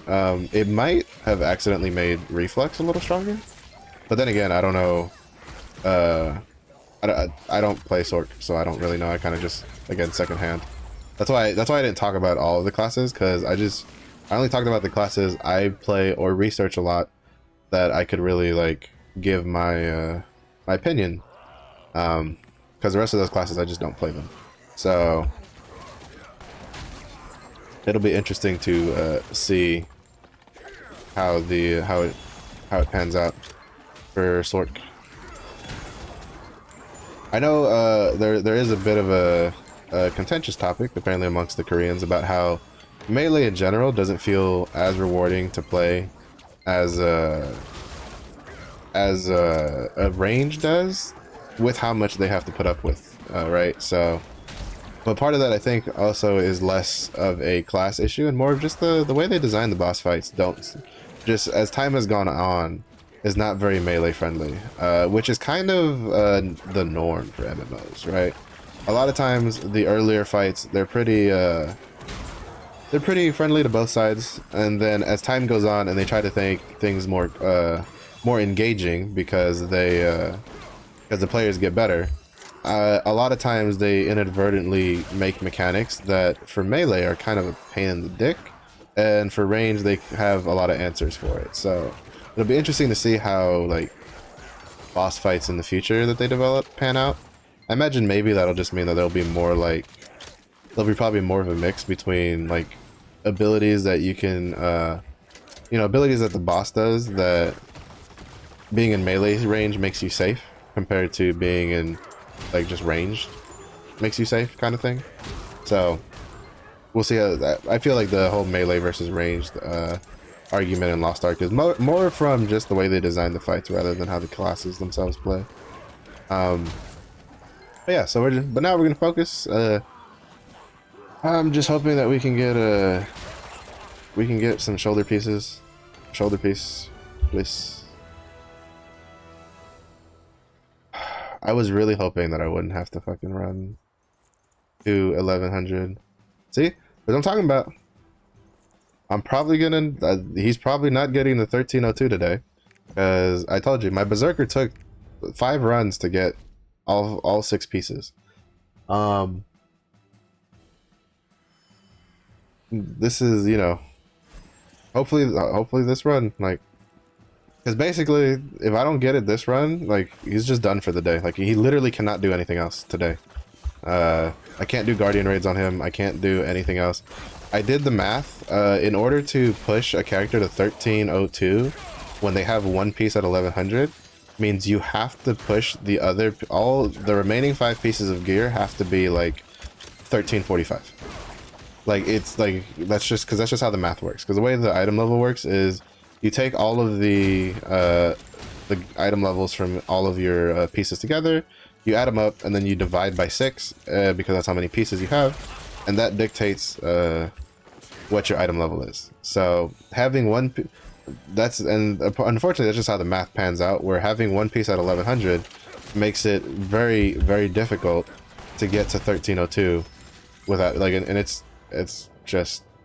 honestly, it's preposterous. Like, I'm not gonna lie, it's very preposterous that it's like that. All of this could have been avoided if they just let us buy blue Chaos Dungeon gear off of the auction house, like you could in all the other regions. So that way, players don't have to waste the whole day waiting to get, hoping they get gear. Some of us have had to waste like 2 days. I know some people are like, oh yeah, but rested bonus. Yeah, my deadeye came into tier 3 with a full bar because he wasn't doing much in tier 2 because he didn't need it anymore.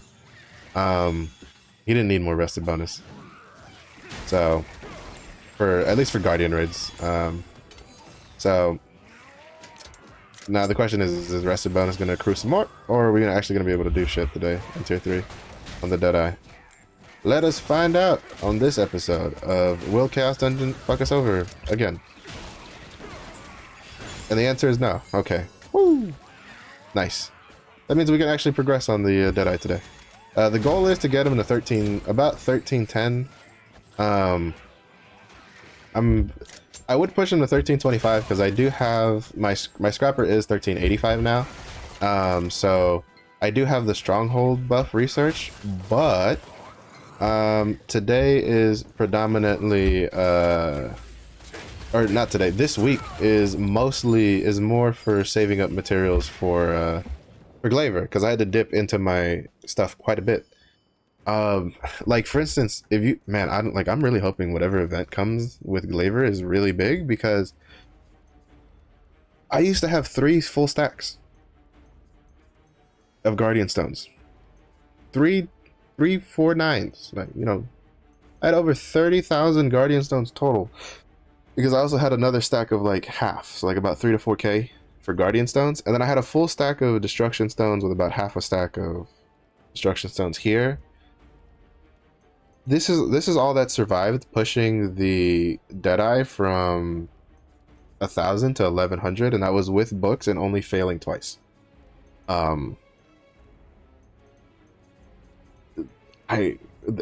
the materials that, like, this is with 2 characters. This was definitely more than what you could get in a week with like 1 character. So if you're someone who pushed a lot of characters to tier 3 and didn't leave yourself a tier 2 alt to farm things, like you're gonna be in a rough state for Glaiver. Or if you're someone who you played 1 character and you didn't like, and they're in tier 3 and you're not farming tier 2 stuff, because obviously why would you farm tier 2 stuff with a tier 3 character in regards to like chaos dungeons and stuff like that. If the event isn't extremely generous, or you're, oh my god, this guy takes like 3 years to get ready to hit. Come on, there we go. You're gonna be hurting. It's me, and I'm gonna be hurting, because like I didn't think it was gonna cost me that much to get from 1,000 to 1,100, especially because I'd saved up all of my books. Lo and behold, how wrong I was. So I'm hoping I can, well, I mean, to be fair, I'm also not too much in a rush. I'm hoping I can get her to 1,100 before weekly reset, before the 28th. That is what I'm hoping for. That could be possible, seeing how I have 4 pirate ships, 4 pirate coins worth of vendors to buy from for unbound tier 2 mats, and then I have the PvP vendor, and then there's the blood shard vendors for all of my characters. So it could potentially be possible. Now, stone-wise, well, actually, stone-wise, it's probably very possible to get enough to get from 960 to 1,100 in a week.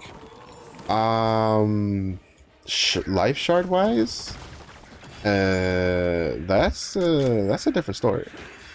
Like the shard pouches, unless you're planning on whaling, or you've just been saving up, like you've just been buying a bunch of like Mari shop pouches, say like waiting for it, or you've been doing like tier 2 chaos gates for like the past, I don't know, 3 weeks, just hoarding all those pouches. I have no idea if it's actually feasibly possible to get to 1,100 in 1 week from 960, because you need over 200,000 shards to 200,000 shards to get there. And I don't know if that's possible to do with just chaos dungeons and then vendors, especially if whatever event they replace the Grand Prix with doesn't give as many shard pouches as the Grand Prix, because the Grand Prix gives a lot of shard pouches. I don't think people realize that. Luckily we got shoulders though. Dog shit quality, but nobody cares. There we go. 1302. Finally. We look horrendous because the Chaos Dungeon stuff for just about everything looks pretty bad. Let's be honest. We do have some tripod armors to take, so that's nice. Hopefully there's not a lot of duplicates. Where'd you go? I accidentally clicked something I didn't mean to. Get back in there. So hopefully there's not a lot of duplicate like tripod skills. I'm also gonna see if there's anything. That's 80 quality. That's pretty good. Anything higher than that? 64, 14. Nope, nothing there. Give me that back. Are any of these rings any good? I know I had a couple rings I was holding on to. That's a specialization ring. Yes. No. No. No. No. Swiftness. I need that. Specialization. I need that.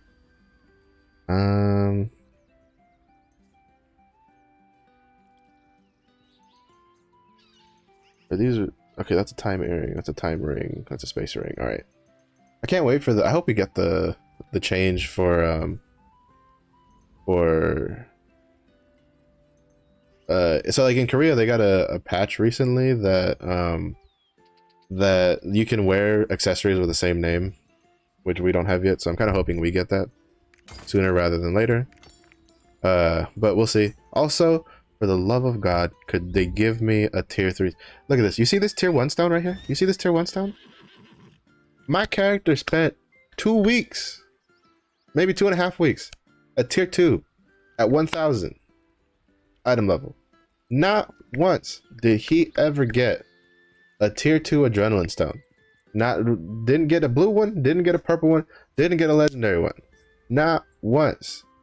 He is now in tier 3 with a tier 1 stone because I can't give up my adrenaline. I just can't. And it makes me want to cry. Makes me so sad. So sad. Granted, well, to be fair, like, it's also going to be like my only source of adrenaline here in a bit because I have to do this for now because all my enhanced weapon accessories are going to go out the window.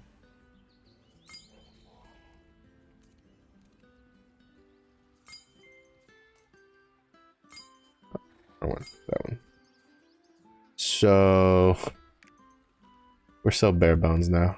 We're so bare bones. Oh, I feel so neutered every time you go from one tier to the next. So, unfortunately, I actually don't know if it's that big of a difference. How much swiftness is this? Alright, so I'm at 90 swiftness with this. Was that a spec ring? That was a spec ring. I have swift. There we go. 90 swiftness. Wait, why am I even doing this? Never mind. Give me my shit back. Crit spec. Well, you get a little bit more spec from this one, but how much do I lose? 649. That's still within acceptable parameters. Spec here. Probably not that one.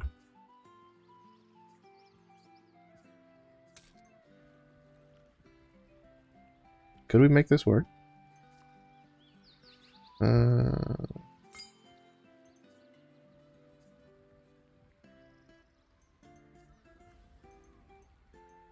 I don't think we could make that work.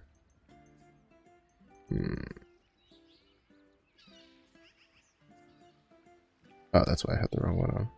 We have 689 with 204 crit.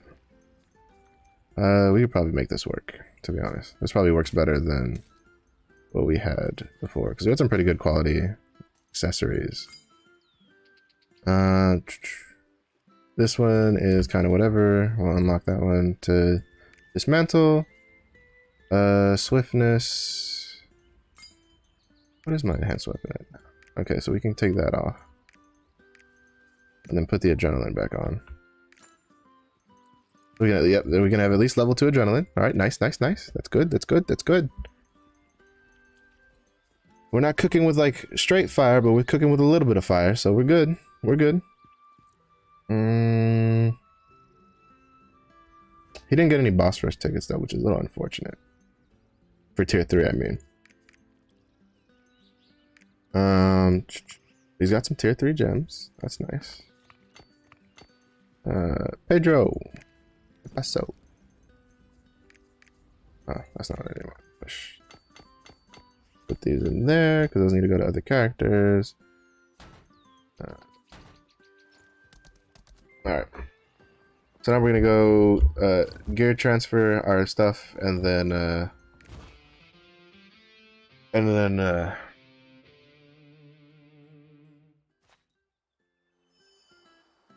figure that out. I should make a command for the KR patch notes. That's what I should do. This doesn't have like, no. So gear transfer this to this. That's a pretty big difference. Yeah, that's almost double the damage. That'll be pretty nice.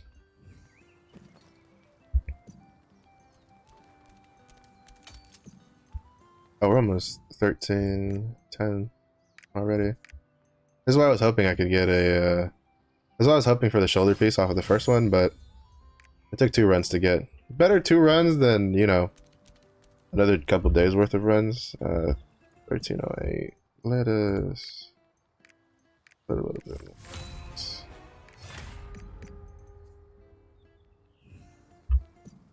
1309. We're going to push that to +3. No, I'll push the weapon to +2.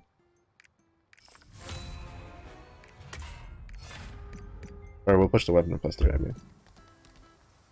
What am I doing? I need to do everything to +3. Why am I... I'm just brain farting because I thought I'd push things farther than I actually had. Okay, that should be 1310. That means he's set for... he is set for... the future. No, not that one. I need this one. Alright, what do we have? Alright, shotgun, rapid fire. What's on this? Quick shot. Shotgun, rapid fire. Special bullet, enhanced shot.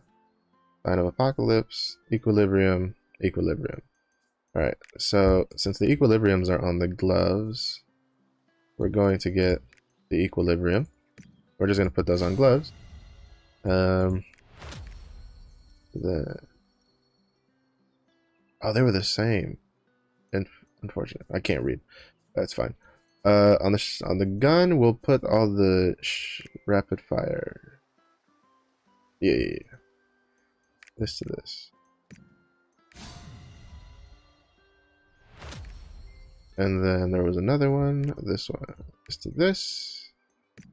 That's pretty good. That's going to deal a lot of damage now compared to before. And then we got pants. And here to here. We got some tripod. Now we got some skill tripods going. So that'll be pretty good. Always remember that after you put tripods on your armor, even if they kind of fail, it's probably a good habit to have to just transfer them all to the inventory. So that way, you just always have. That way you never have to go, oh man, did I like push that? Like, you know, move that over or not? Alright, so it's kind of funny because I spent like 2 or 3 days before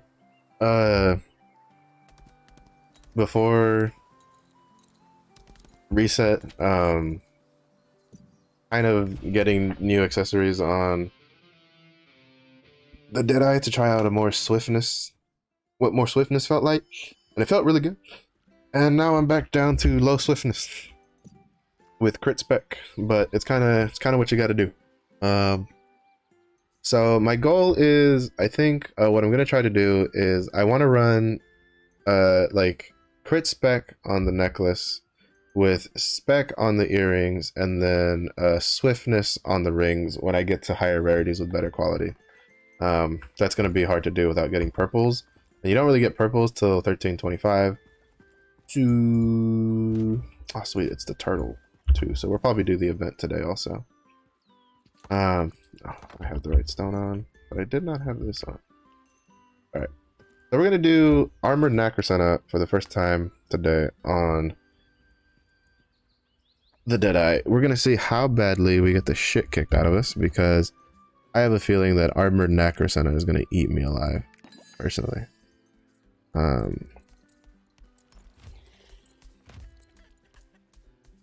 Okay, I have my destruction bombs. I have whirlwind grenades. I kind of need to move these around. All right. Let's go. First tier 3 Guardian raid with the deadeye. Fresh tier 3. Let's go.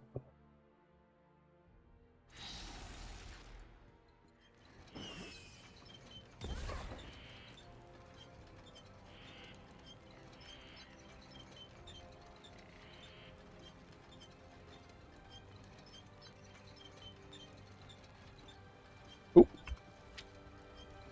Gotta cross the bridge.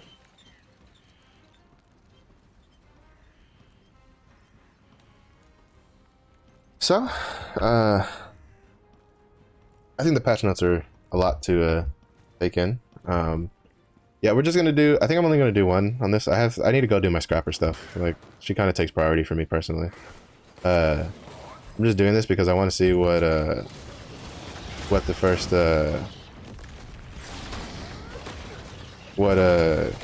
how he feels like in tier 3. Oh, I missed that. Oh shit, I forgot that sometimes you can do a double. Woo! That having that tier 3, having that tier 1 ability stone is like, you can really feel it.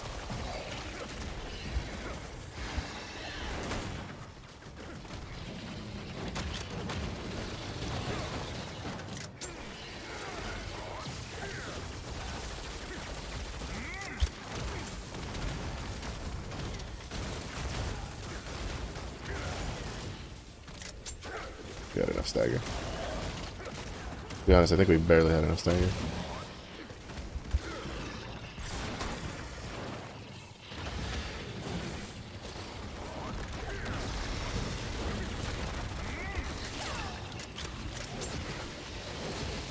Oh shit. Don't. Woo! We made it.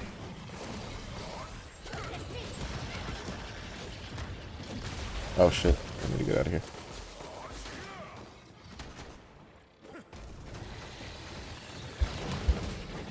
Damn it. I thought I was still at a good enough angle where I could like.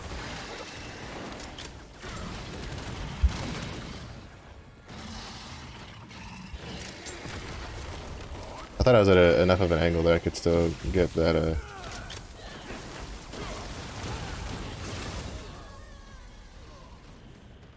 Okay. You know what that means? That means all of us are probably just bare, like, we're probably all 1302 or close. 1310. 1325. Which is probably the healthy. Yeah, we are all people that made fresh, that we're probably pretty fresh. Fresher schist. And we came in here and.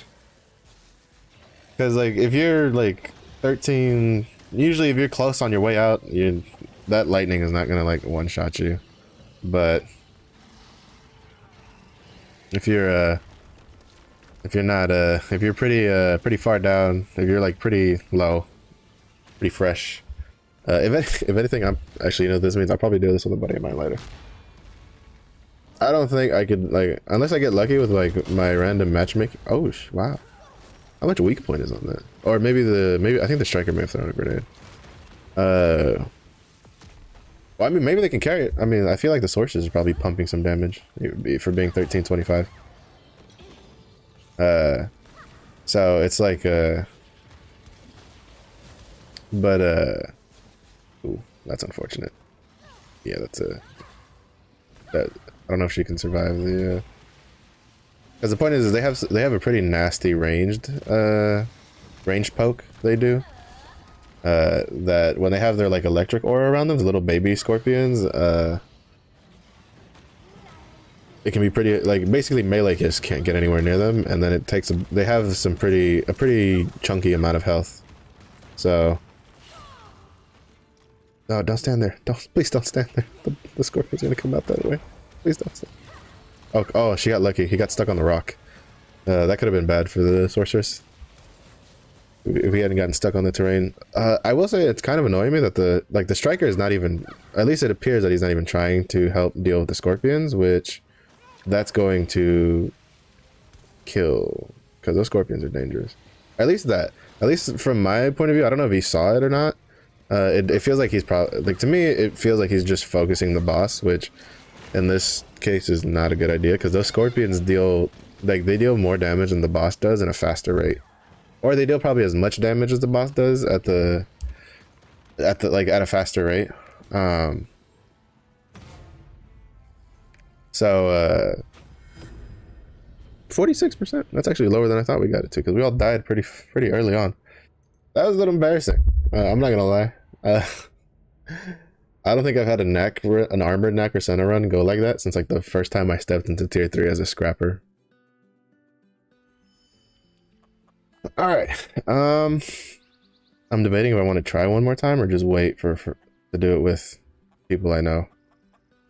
Because there's a couple guys I know that they also got new characters to tier 3. But I don't know if they've done their dailies yet or not. Or like their guardian raids. Yeah, I'll do my dailies. I'll save that for later because that was pretty painful. To be honest, that was really painful. So we have these that we can do on this character. I'm still gonna do like at least one low paying on him because I need that extra silver. Because again, I used a lot of silver. I used about 1 million or so silver getting him all set up. Probably no, actually more than that because I was at like 4 million before I brought him up to 1302. So we'll do a guardian raid event. Then we'll do then I'll do my dailies. Then I'll go to my scrapper because I don't think I'd be able. I don't think matchmaking will be in my favor. At least if I do it with buddies, they have some stuff that'll make it a little more painless. Make sure, yeah, that's okay. Just making sure all of that is still probably what it was. So we're gonna bank the guardian raid for later. Don't knack. We'll be back. Don't worry. Just sit pretty. Do I have all my runes? Okay, I do. I was about to be like, do I have all my runes equipped? But yeah, man. That first guard, oh my god, Dark Legoros. I hate Dark Legoros. Me and all my homies hate Dark Legoros. He sucks in this event just because he's oh, is this? Oh no, that's just regular Dark Legoros. Okay, I was about to be like, I thought that might have been the plus version. But that one's even worse. But he's kind of a pain in this event because you like he's the type of like monster that even in real life you kind of don't want in your area when you're fighting other monsters. Romanium, where are you? I think I heard him. Maybe? No, I didn't hear him. It was just Legoros being weird. This is kind of what I was saying, like I think yesterday. It's a little annoying when the boss doesn't, you know, the buff guy doesn't show up when he's supposed to. Because I feel like the way it's coded is like you're not supposed to go look for him. He's supposed to come find you. And it kind of makes this event more of a pain in the ass when he doesn't show up as quickly as he sometimes does. Because I've had it on the same fights where he will show up instantly for some characters, and then for other characters he will take his sweet time in the same day on the same, you know, on the same kinds. So it's not even like oh, this monster is like, the way he works is a little more jank than the other ones. No, it's like all of them. The coding's kind of weird on it. So, bitch.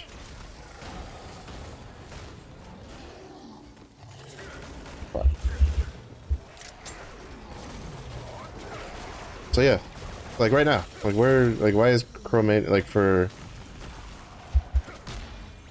why isn't Chromanium here? Like, you know, we've been fighting this dude for a while. I mean, I still think we'll probably kill him relatively quickly because that Mayhem Berserker is kind of cracked. Oh god, I got stuck on a rock. He's been staggering a lot of shit, but I can't see shit with like level 3 darkness.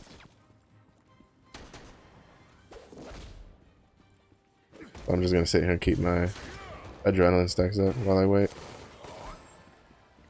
Like you just can't. I can't see anything with level 3 darkness. There we go. I can see clearly now. The rain has gone.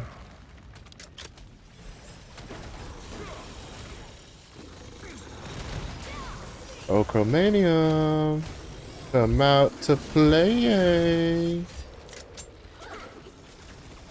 There he is. There he is. You see, you just had to do the Chromanium playtime call. He was just waiting. You know, he was probably at home waiting for the call. Alright, I don't know why that still hit me when I was pretty far away.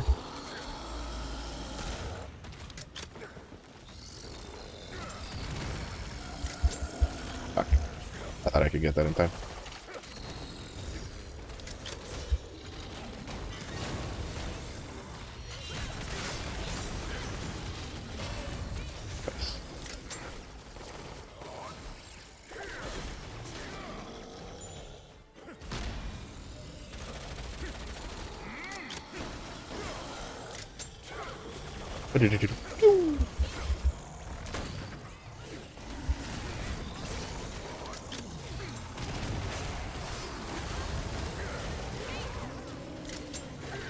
La da da, la da da.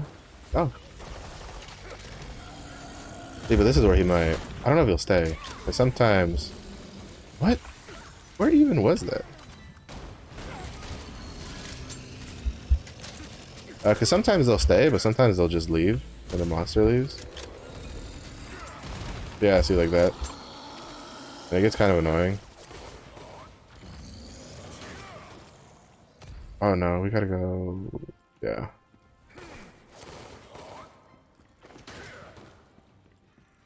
Yeah, see, this is where it gets a little frustrating, right? Because, like, he took so long to get to us, and then, and the time it took, you know, we got to break him at least, but then we turned around, and then Legoros, this is the other reason to me Legoros is annoying, is because Legoros leaves, and, he leaves quite a bit. He doesn't leave as much as, say,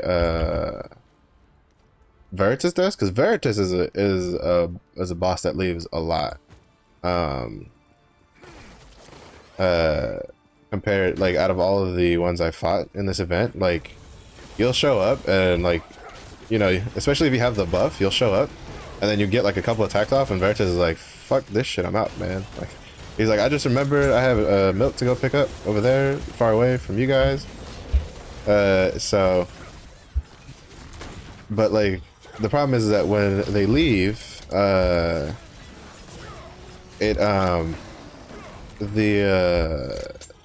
boss also leaves, because the boss is pretty much coded to not be in the area. Except you don't have to go find him. Like, he's supposed to come to you. Like, you can tell that's how he's supposed to work. But there's plenty of other fights where you engage a monster and the thing just instantly shows up. Like, just saying, if it's gonna be hide and go seek, you should show where he is with the flare. I'm just saying. Like, it's annoying, but not to mention, especially on this map, or actually on all the maps, they usually tend to be pretty spread out. Why did my character like not move away? I'm just saying, if you're gonna make a quote-unquote casual event, you need to go all the way. There's no, stop going half-seas. There's no half-seas.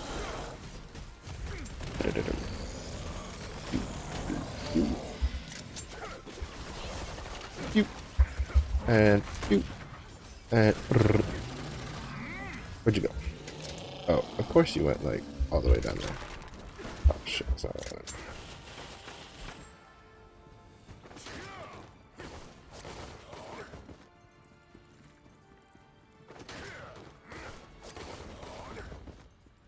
Yeah, see, Berserkers are fucking, like, even like Berserker's technique Berserkers are fast when you start getting the CD reduction on from the buffs, like, whew.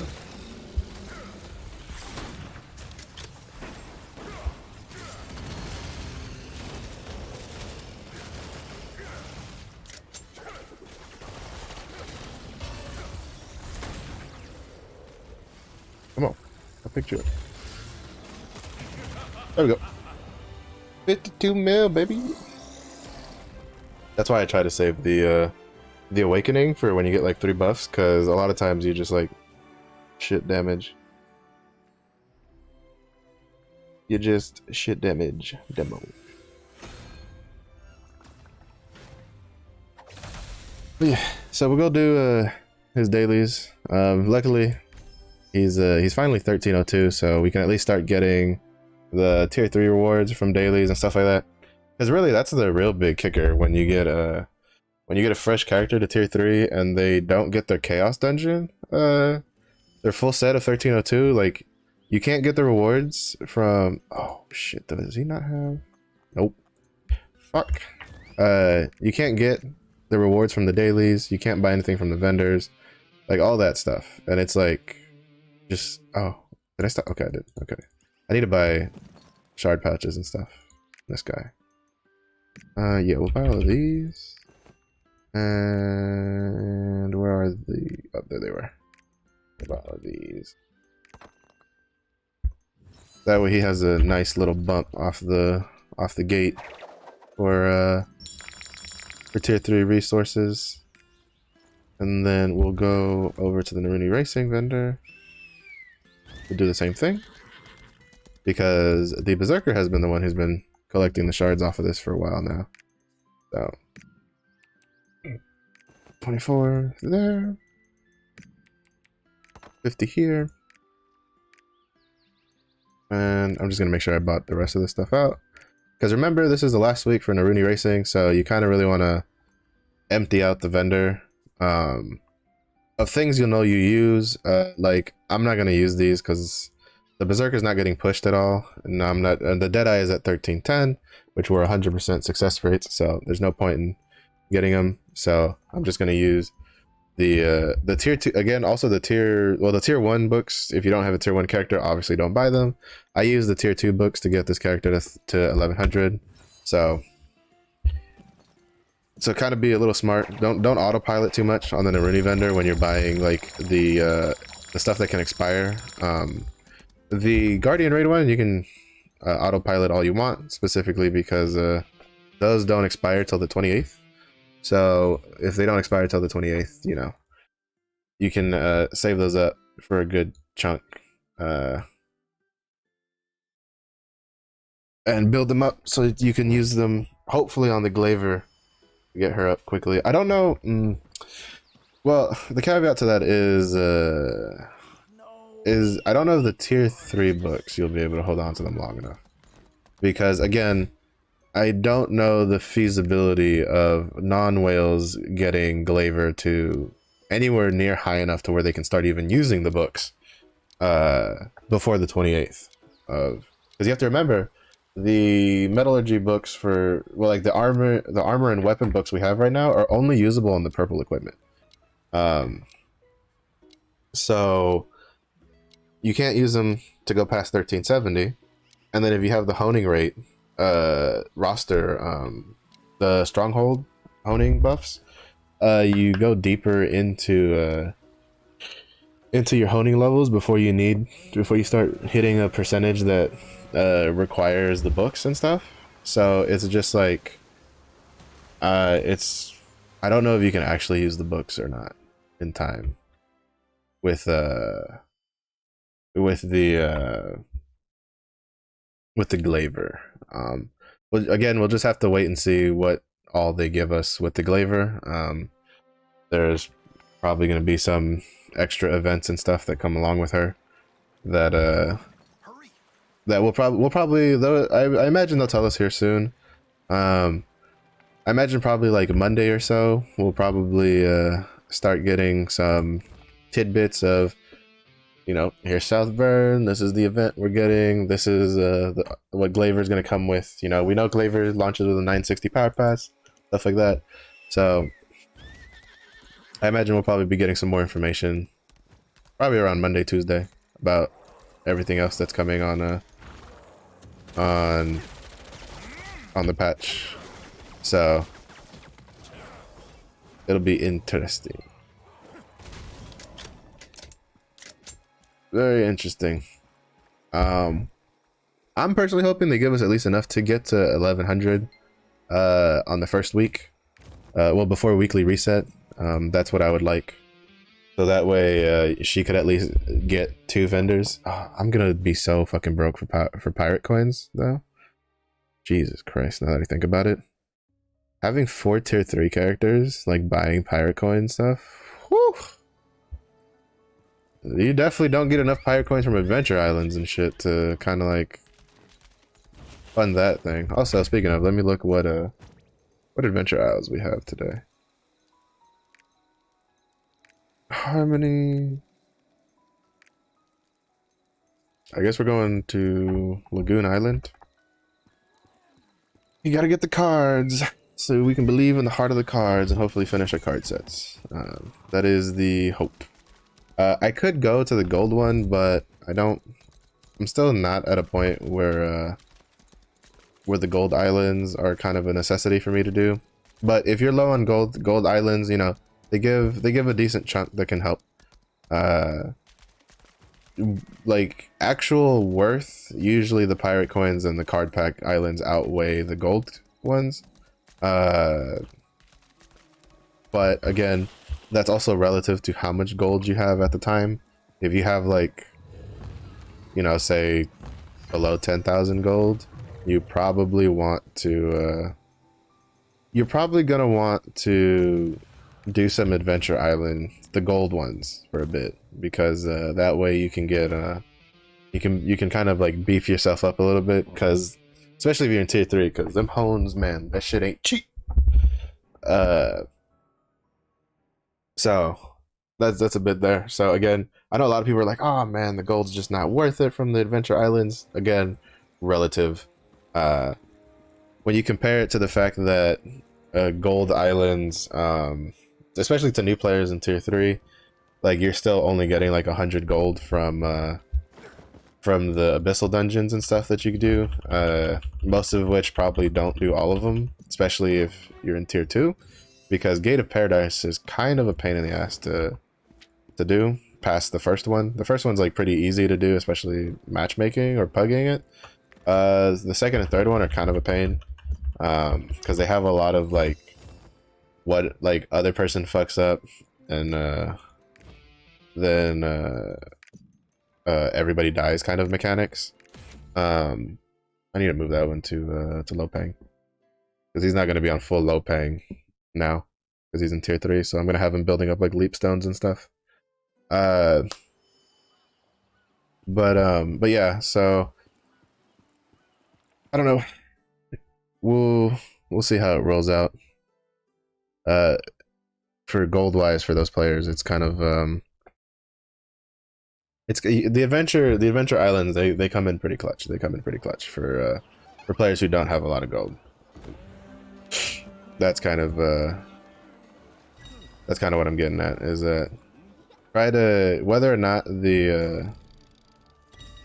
gold islands are worth more than like pirate coins or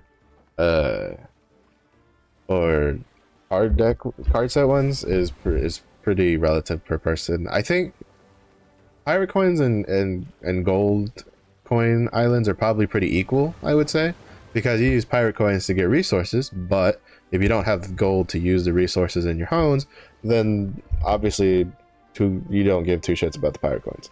The card deck one is that's kind of a bit more I guess up in the air, really, whether it's worth more, because like blue crystal wise it's probably worth more, but card packs, the card set doesn't have as direct of effect on your DPS at the moment compared to say honing, right? So obviously you would prioritize the gold over the honing, over the card packs, because you want to hone to get stronger. So let me see. Yeah, see, because this is probably like what, 90, something like that. Yeah, a little more than 90. Heck. I also got unlucky with my like accessories, and they're all like, I didn't get any like blue accessories. Especially for the rings. I think both of my rings were like, yeah, pretty low quality wise. And I'm definitely not putting the pay on cost to buy blue accessories or purple accessories for that matter. One thing to note though is that I personally think if you get a stone that is good on another character on one of your alts, it's probably worth sending that ability stone over, because the ability stones are pretty low on pay on cost. And this way, if you send the ability stone over instead of like, you know, buying it off of the auction house on that character, you have to pay the pay on cost anyway, and you can get an attempt to do it. So like, for instance, right now my goal, like my thing is on the Berserker at least, to keep an eye out on for any adrenaline stones that drop and just save them up, because I won't be able to send them to the Deadeye yet, because I think he needs to be 1325 to even be able to trade purple ability stones back and forth. I'd have to double check on that, but I think you need to be 1325 for those. But I can hold on to them, so that way if he hasn't gotten a blue one that's usable by the time I get to 1325 on the Deadeye, which again, a bit of a ways off, right? The priority is definitely going to be to get the Glaiver to 1340 first before I push Berserker or Deadeye, and depending on when they tell us the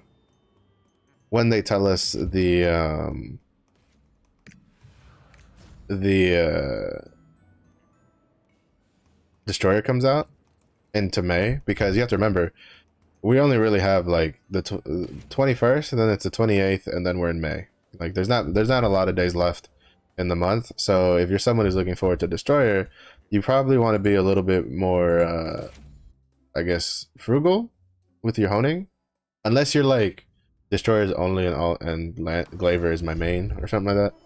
Like, because even if you look at Glaiver and Destroyer both as alts, you want to at least have some resources to get them up and running, so they're not just like, you know, sitting there at like 1302 just doing that first dungeon over and over again. If it wasn't because it takes quite a bit of materials to get to 1325. Well, actually it might not take as much materials as I think.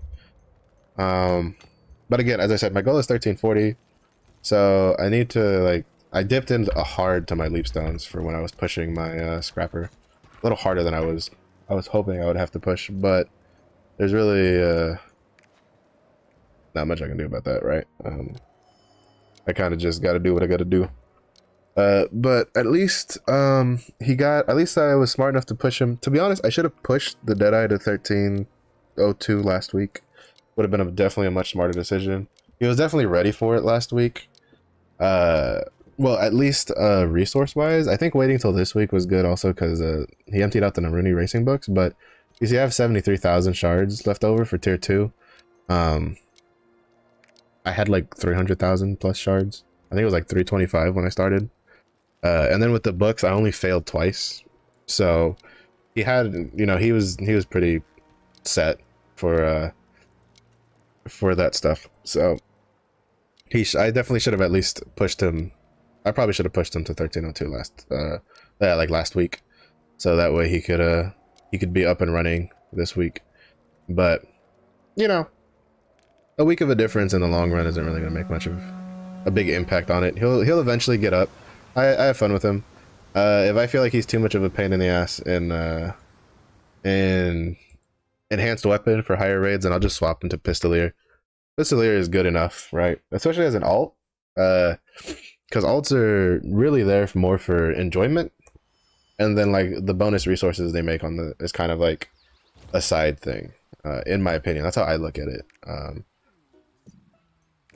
If you kind of like, I think like you need to at least give yourself some wiggle room when you play alts, because if you play really hardcore on multiple characters, that's kind of a really easy way to burn yourself out. So you kind of need to have something that, you know, maybe play something in a build that's not the meta, so to speak, and kind of just give yourself a little something where you can just cut loose and maybe not have to do so much like 5-head math to play to even like pull decent DPS. That's the issue with like, because I like enhanced weapon because I like shotguns. To be honest, if they ever reworked Pistolier to just be pistols and shotguns, I would be a Pistolier main for life. Granted, obviously, it wouldn't be called Pistolier at that point; it'd be called something else. But if they ever made Pistolier be just pistols and shotguns, I'd never use enhanced weapon as a class engraving personally. But you don't, so we got to use. I like using shotguns, so I have to use enhanced weapons to use my shotguns. So, and that's kind of just how that goes. All right, I'm gonna use the event to try something out. Like I personally don't like this, because I like having a counter on my barb, but I think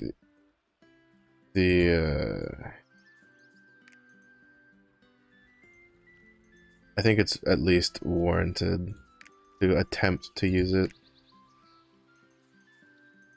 Where is... Because I still don't have enough specialization, to be honest, to kind of be using only 2 fury generating abilities. I have a good chunk, but you definitely want like 1,000 or more to do it. So we're gonna use the we're gonna kind of try to use the event to get a feel for it. You can only really get a feel for it on the first, you know, before you get all the buffs. Because after you get the buffs, you know, you have such low cooldowns and Windblade and Tempest Slash that it's just, you're just shitting out Fury at that point. But prior to oh, double flares, that means twice the damage. Yeah, let's go. So yeah, so I'll see how it feels on this like first boss. Who are we fighting? Who's this? Ernal? Yeah, that's a pretty solid first one. As long as the sorceress doesn't go up. Is she? No, no. What? Oh my god. Why? Why do people like fighting Legoros first? He's such a pain in the ass. Oh my god. Oh my god. Ugh. See, now we all have darkness. We could have just fought okay. Look, we could have just fought Ernal and had a good time. But no, instead we're here fighting Legoros. And he's making us need glasses.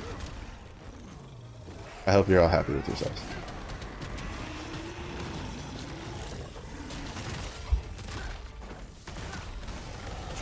Oh, son of a bitch.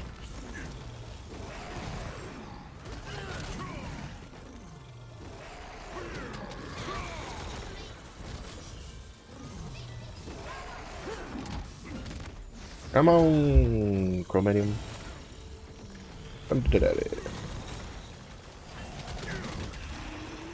Ooh, oh. Oh shit, I still got hit.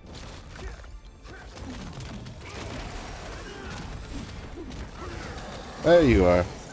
You see? That's what it is. You don't gotta go find Chromanium. You just don't know the right mating call. Both times I've called Chromanium, he has come. He has been like, yes, my child, I am here.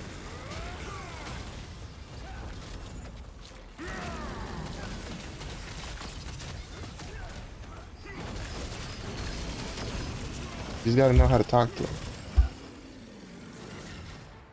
Yeah, I didn't want to get hit by that. Oop.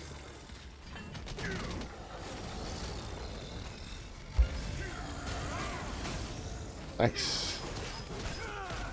That's it. I didn't have the patience to wait for the buffs to start dealing damage. Oh shit! I thought I got out of that. There we go. There we go. Yo, what's up, Legoros? Who's the bitch now? You. In case you were curious, Legoros, the answer is you. Yeah, I'm not gonna lie, it's pretty hard to tell in the event whether or not the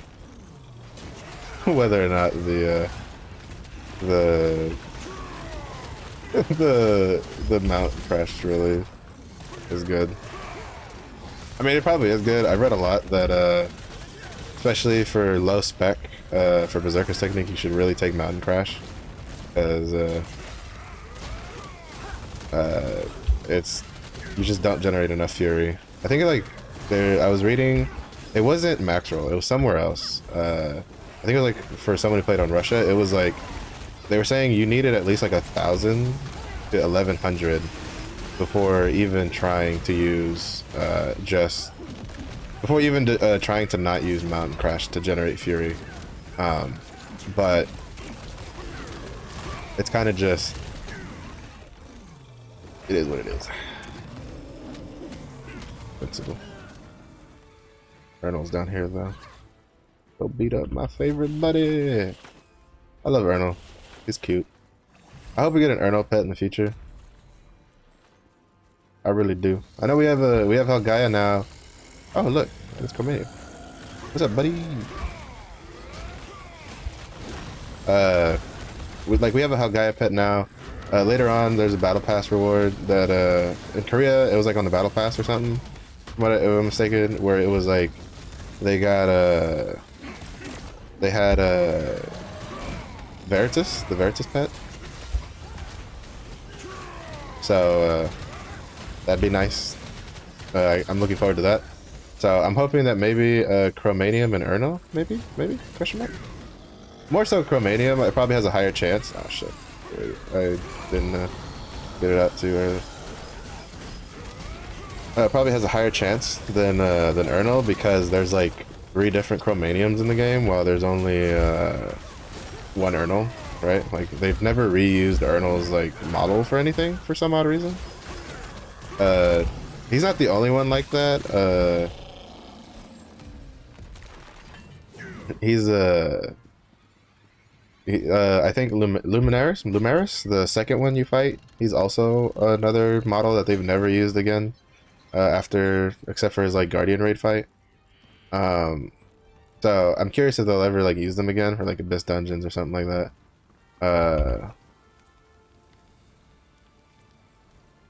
But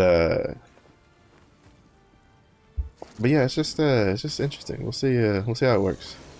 Maybe in the future. Again, I personally really like Ernal, so I wouldn't mind seeing his stuff get reused. I wouldn't mind seeing like a mount or something like that for him. I'd buy it. But again, I don't know if it's just like maybe they don't know what they could do with him. Maybe they don't like how he works for the stuff. So give it to me. Did you give it? Yes, you did. Yes, you did. Rah. Give me. Oh, nice. Oh, okay. There was definitely a lot more damage being thrown out than I had expected. I thought I was gonna be able to at least go back into burst mode again, but we killed the. We established dominance on Legoros, and then I think we were able to get the last hit on Chromanium, or just about. So pretty good. Oh, nice. Is he Deathblow? I'm just curious. I always like seeing what strikers roll around on. Yeah, he's Deathblow. Lame, boring. But I like Esoteric Flurry personally. It's just feels more fun to than other stuff. But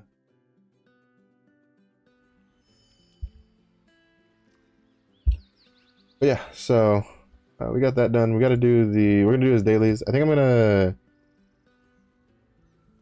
Yeah, I think it does feel nicer even with the boost. I'll probably run this a bit more just to see. It'll probably smooth out Berserker's technique a little bit more for now. And then this way, when we get the change, I'll at least have a counter with Mountain Crash. So it's not that big of a issue. Kind of get used to using it now. I still wonder if they'll change the fact that on the PTR Mountain Crash, the tripod that gives you the extra range on it.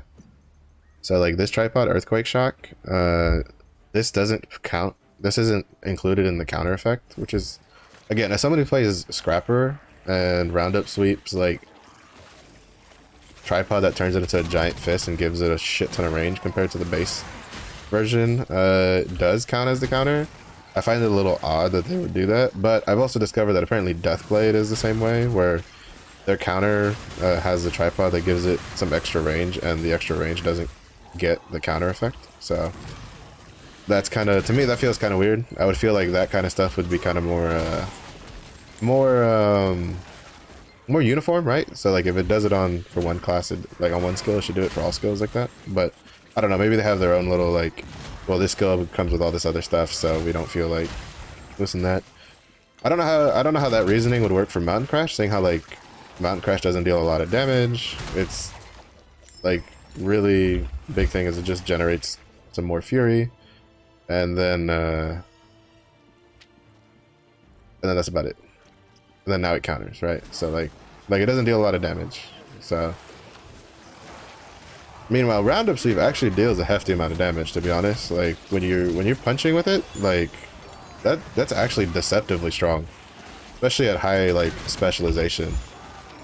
I feel like damage wise, like Scrapper in general just has some of the like the stronger like damage dealing counters, because like for instance in Taijutsu I was using instant hit, and instant hit has a tripod that increases its damage by like 300%, and that thing was like in early tier 3, because I'd still been playing Taijutsu in my earlier tier 3 stuff.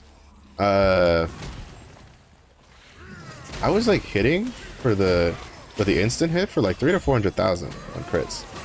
Like that was kind of crazy. It was honestly one of my hardest hitting abilities on a counter of all things, and that was without head attack. If it was a head attack, it was like 500,000 because it gets the extra like 20% or whatever, or something close to that. I just know it was dealing a lot of damage, and I was constantly finding myself using it more as a DPS skill than as a counter. So I think that kind of just tells you how effective it was. Roundup Sweep is definitely more filler damage wise, but it still deals a respectable amount of damage in my opinion. It still kind of pumps. So I think basically this was a very long roundabout way of saying that I think Deathblade and Berserker with Mountain Crash, the tripods that give it some extra range should have the counter effect. That's personally how I think about it. Really doesn't mean shit though, because if nobody else feels that way, then I doubt they're ever gonna make that change. So we'll see. Again, PTR is literally not even a day old, so I'll wait and see. I'll probably just spend the weekend watching people stream and video and all that stuff to see what changes have been coming out. Whee! Oh, I love it when the Rift Core like lands, like spawns inside of my whirlwind, because I guess right where it's gonna spawn. I love that, because then it just like instantly gets like broken open.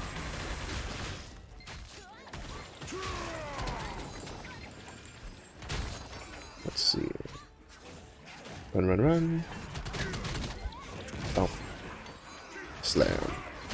See, this is why I like doing Berserker. Like, he's got some, for having, because like with the way the Rift Cores work, his cooldowns are pretty low, because you get the cooldown reduction every time, and then he's just got, he flows very nicely with when you're doing Chaos Dungeons. Like, he has a lot of good AoE skills that, you know, batch up, like, you know, they bulk up a lot of stuff and then you just kill them. So it's very peaceful, very zen. I know it's kind of weird to say very zen on something when you're like murdering like thousands of creatures, but hey, they're evil, it's not my fault, alright? I don't make the rules, I just follow them in here. But yeah, so we have, to be honest, I don't know why like Thursday feels so long ago when it was literally just yesterday. I'm sitting here like, oh man, Lance Math or Glaiver soon. And now I'm just like, what do you mean soon? We basically still have the rest of the week before we get it. So I feel like this last week went by pretty quick, and then it slowed down really hard on like Wednesday and Thursday. because you know it slowed down hard on Wednesday when we all got sad because we found out that the April update and the new class weren't coming out on Thursday, and then it slowed down even more on Thursday because all of us were just sitting there, you know, chomping at the bits waiting for the PTR stuff for the Korean version to come out. And now I'm hoping that, you know, the month kind of speeds up a little bit so we can get to the good stuff. I very much am looking forward to next week, and very much looking forward to May, because May is probably going to be pretty nice. May's going to be pretty fun, just for obviously another new class, but also we get the challenge guardians in May. I'm kind of looking forward to doing those. Those seem like nice little extra weekly content I can do with my friends, so which is always nice to have. Because right now all we have is just like Oreha hard and then like Argos, like phase 1. And that's great. But you know, having a little extra that also feels rewarding to do is also very nice. Come on, come on, come on. There we go. Like, y'all ain't gonna get an engraved invitation to the ass whooping party, alright? Y'all just gotta kind of show up. This is a open invitation party? Okay, there. I was about to say, like, do the rest of y'all want to spawn today, or... I guess they probably were a little scared to show up because it is BYOB, so, you know. There's no beer at this party. You gotta bring it if you want to drink it. Oh, this guy spawned pretty quick, though. To be honest, I won't lie, Swordstorm has kind of grown on me, at least in, like, in Chaos Dungeon. I didn't really like it at first when I was first using it, but the more I used it, the more I'm like, this is pretty nice. For at least for clearing packs. The bosses, it's kind of, you know, the damage is kind of shite because I have it tripoded for more like AoE stuff rather than like single target stuff. Even then, you're not really using Swordstorm for DPS stuff unless you're like Mayhem Berserker, so... Because Swordstorm actually doesn't deal a whole lot of damage unless you have the like reduced health tripod, which is why it's kind of interesting to see what they're gonna do with like how Mayhem, like well not what like what Smilegate, but like what Mayhem players in Korea are gonna do with the Swordstorm nerfs, because I feel like that one got nerfed way more than the Hellblade nerf. So we might see that ability getting changed for something else, maybe, potentially.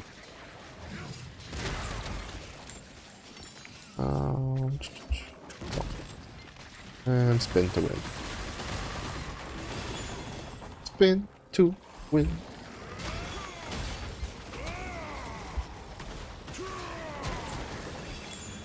Whee!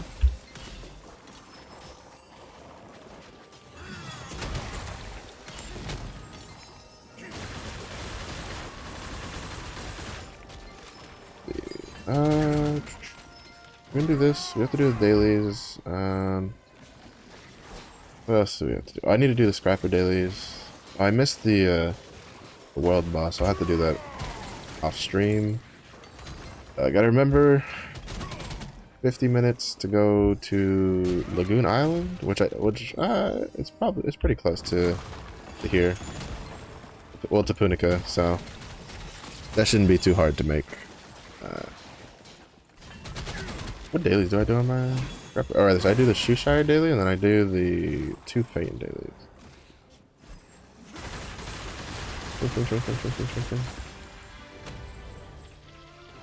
Master of Escape. Meh. Meh. I know I got some... this one not so much, but I definitely got some armor tripods from the previous one. Quite a bit of them, actually, if I remember correctly. So those would be pretty interesting to look through. Also, again, have to remember to start that I plan on saving up any ability stone this character gets with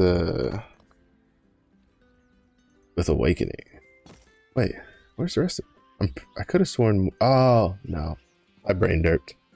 For some, like, my brain was like, yeah, you got a shit ton. And then it's like, yeah, you got a shit ton on the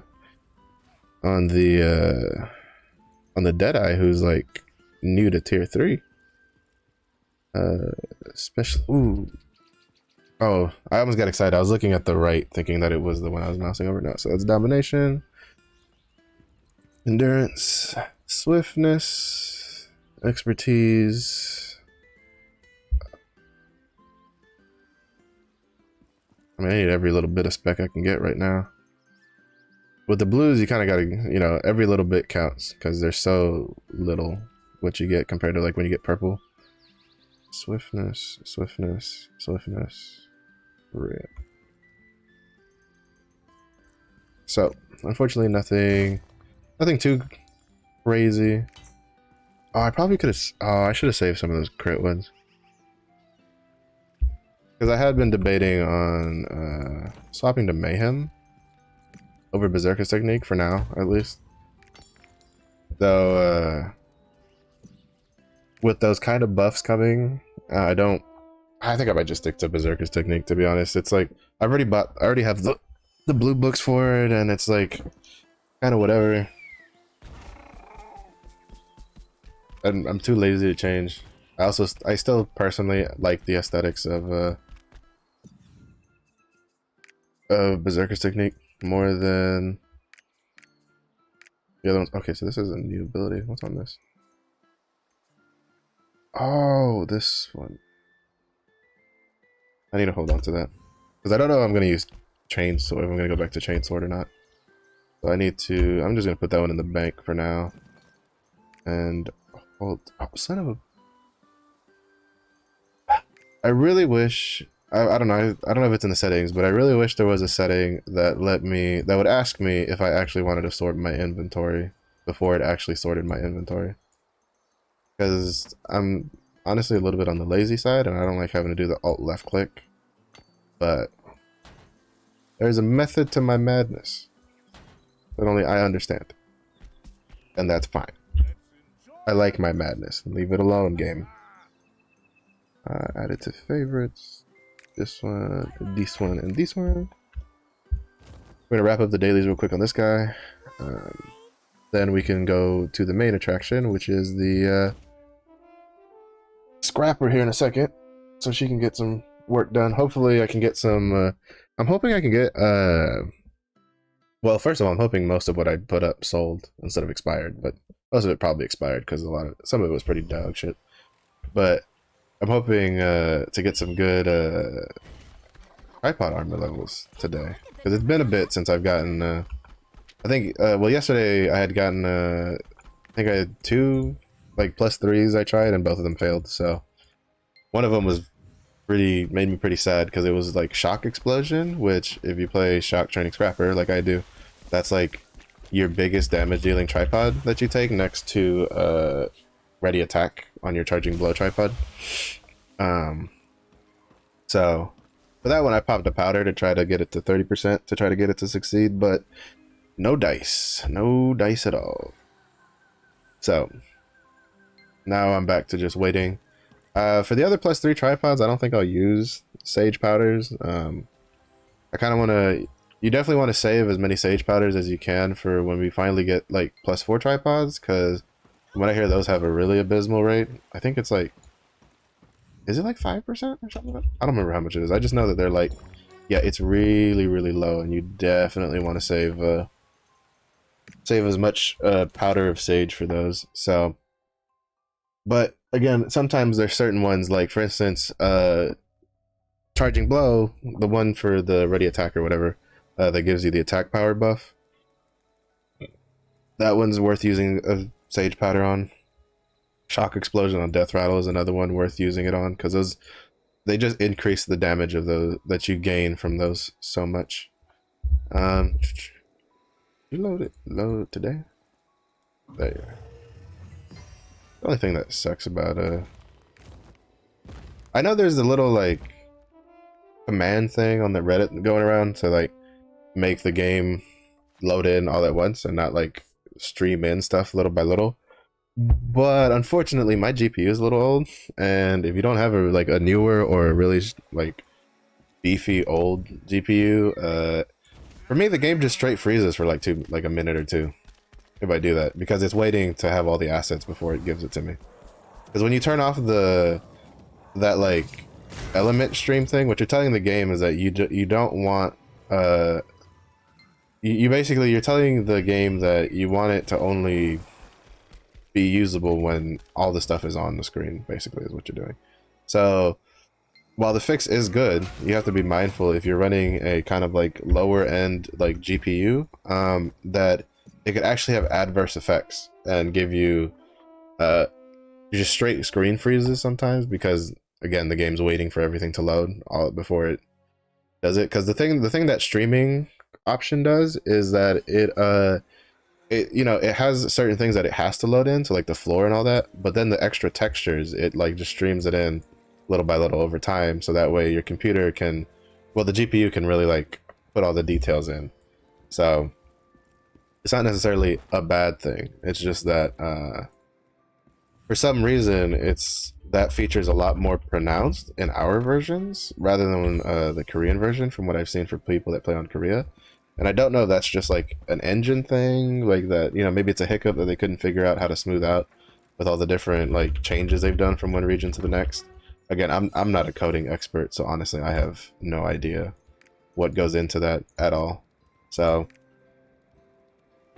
but yeah, so that option on Reddit that you've seen, it from what I understand it works. It's just that you kind of have to be a bit more mindful that if you don't have quite a as powerful GPU, or you don't keep your you haven't been able to keep your computer up to date, as I have, because I haven't exactly had the extra income to upgrade my computer for the last good number of years, unfortunately.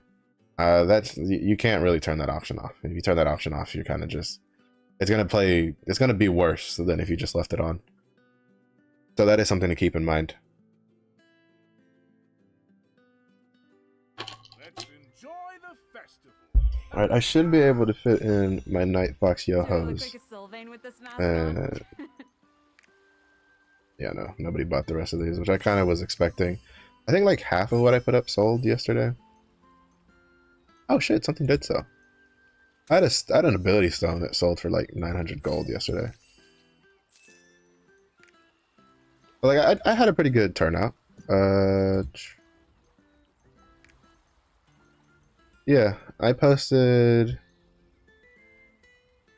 this sold, but I posted these 3 things yesterday.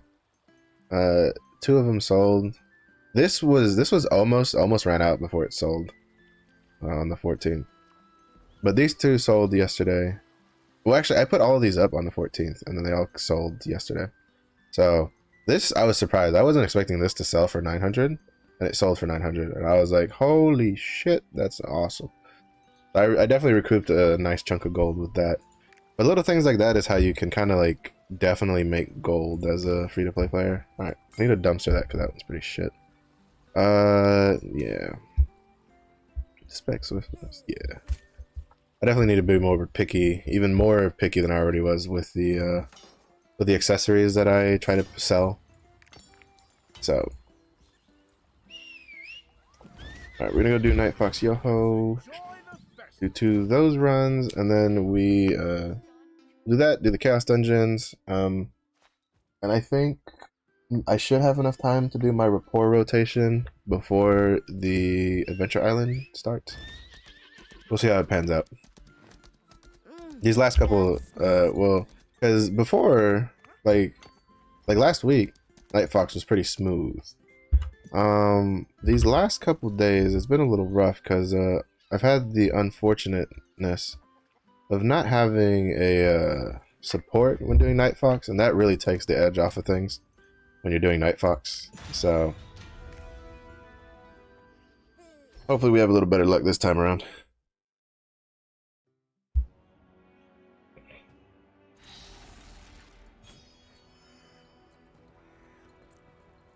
Nice. Got a bard. Give me them shields, baby. Because unfortunately, Night Fox Yo-Ho, while she's definitely better in my opinion than Flame Fox, her Flame Fox variant, she still keeps a lot of the things that kind of made her a pain in the ass in the Flame Fox version, which was the flares and just random shit that fell from the ground. That would just like juggle you midair and then like just murder you without you being able to do anything. Because again, like much like PvP, your role Oh my god.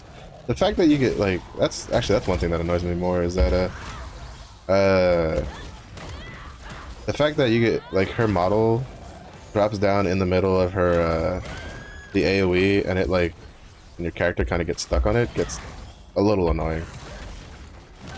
Especially because that drop deals a shit ton of damage.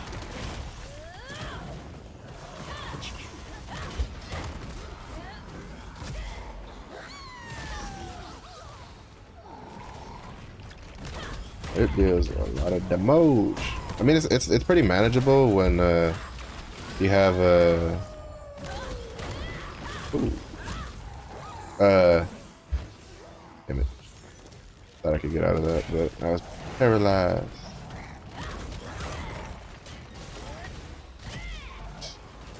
I thought that was a little greed on the range there.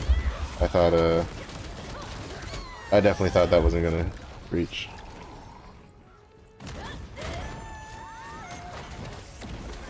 Damn it. Yeah, the issue with Night Fox, you kind of got to stay at like an angle, because if you stay at an angle, her so like Flame Fox Yo-Hos, the AoEs of the clones she summons were really big to the point where they would like you couldn't really dodge them. Nah, it's a little slow on the pheromone. You couldn't really dodge them. Like if you got knocked back, you were eating the clone spins. But in this one, if you're kind of at an angle, it'll put you like right in between where the clones are, so you can kind of a lot of times thread the needle on it and just not get. Oh my god, here they come, here they come. Oh shit, yep. Those are the ones that really suck because those if you get really unlucky, like 3 or 4 of them will land in the same spot, and when that happens, you're kind of just fucked. There's just nothing you can do.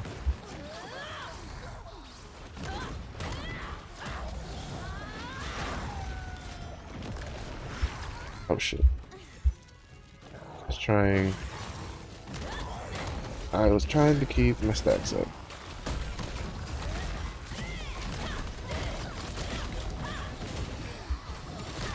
There we go. I was a little concerned there because I didn't have my chain destruction fist up.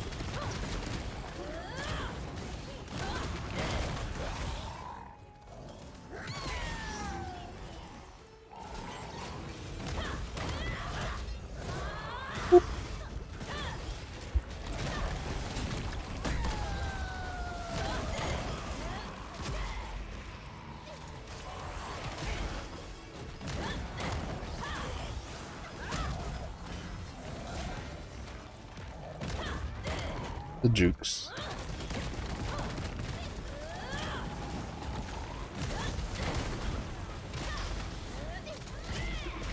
That should be back in time.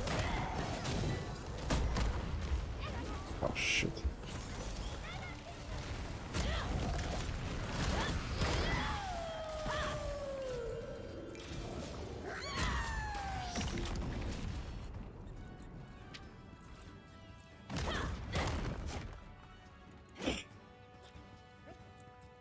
Do. I still personally don't understand what. Oh, come on. Are you serious right now? Like, how many times are you gonna use this fucking walk, dude? You've done it like 3 times already. He's done it more than one fight than I'll have in like a week.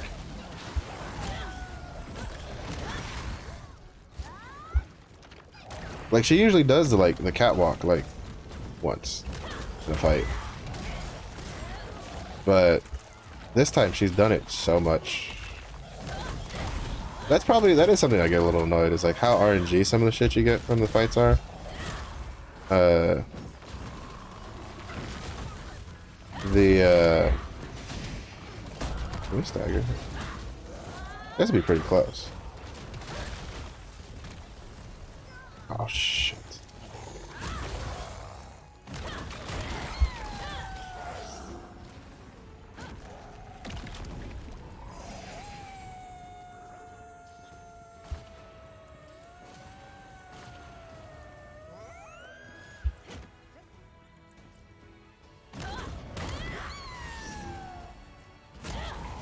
Shit. I was trying to break her out, but Yoho decided right there was where she wanted to. Ah, dude. I'm not gonna lie, the fact that like the animation lock for attacks to try to get bombs off is so fucking annoying. Like I really wish they'd change that. That's so frustrating. Because you have such small windows, and then like there's just nothing you can do. And then it's like, oh well, you know, we added the bombs so that way if you're, you know, to kind of make up for if you're particularly weak on like destruction or something. But then we're also gonna make it a pain in the ass to fucking get it off because, you know, animation lock. Because I dodged out of the animation to try to get the bomb off, but for whatever reason the game just doesn't want to let you. It's like the 5th death rattle she's interrupted. Could you like just stop? Just seriously, just stop. Yo. Oh, she cannot stop. She's like, we're going to do this shit.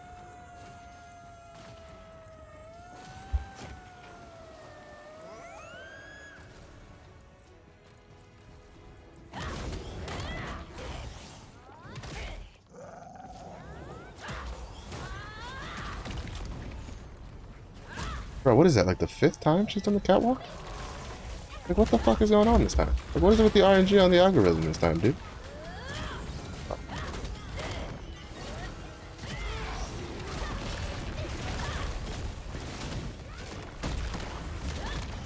I won't lie though, having like full Argo stacks with the full tier 2 Argo or 2-piece Argo stack, and still not getting crits. I swear, if I've landed like 3 death rattles this whole fight, that's a lot.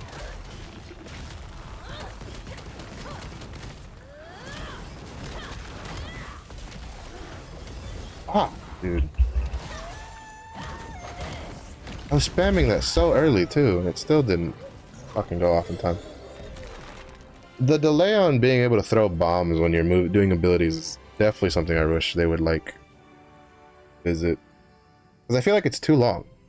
Like your character, like your character almost has to come to a completely full stop before you can throw a grenade, and it's like, if you're gonna be that way, then you need to design the fights in a way that that kind of caters to that, because, you know, it's a little frustrating. I get a little mad. Even though, to be fair, I probably should just be using a corrosive bomb for Yoho. That's probably also the other thing. What I should be doing is using a corrosive bomb instead. Like, she drops, you know, I see the stagger, I should corrosive bomb her, so that way when the tails finally fall down, they're taking the extra damage.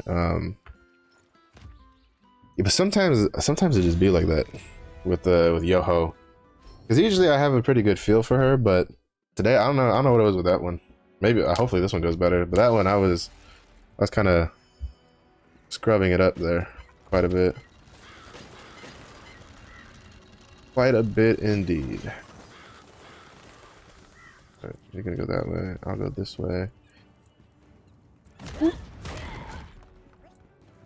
Hello. Knock knock. Whoop. Yeah, usually, unlike other, like so another Guardian raids, usually have a pretty good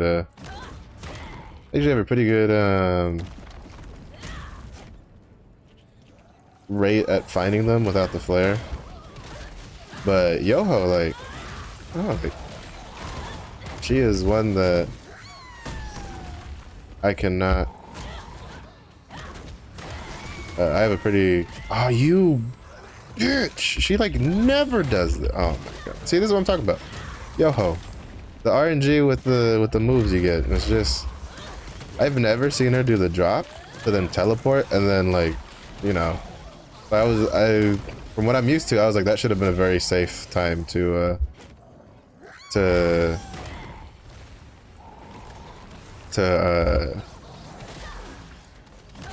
like, that should have been a oh shit, oh no.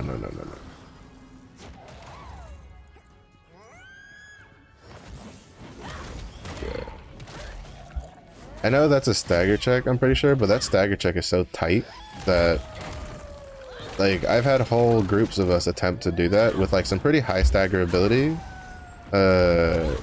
classes, and like we couldn't clear it even with whirlwind grenades. Like, I'm not quite sure how much stagger you actually need to clear them, or at least I think it's a stagger check.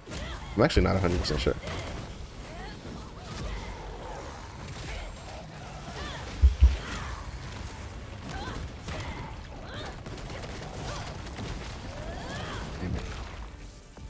I was hoping that she would stay still.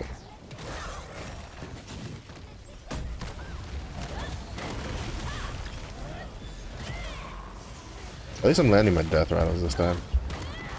I'll take that over the last run where I couldn't land a death rattle to save my life.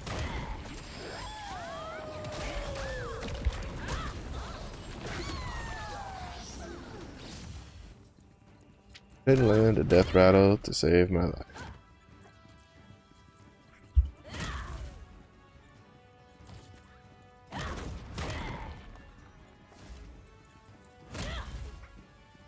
So I think yeah, I need to get a cooldown gem for my charging blow, because if you have a cooldown gem on charging blow, generally that by itself can keep your adrenaline up. Oh shit! At least I didn't use death rattle there. Woo! Get wrecked, baby! No, come back! No, come back!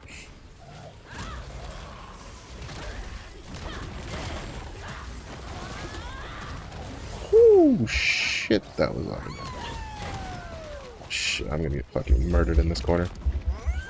That was a death corner, dude.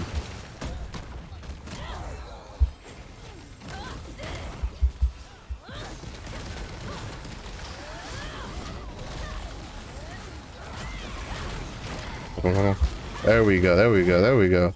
That's what we like to see.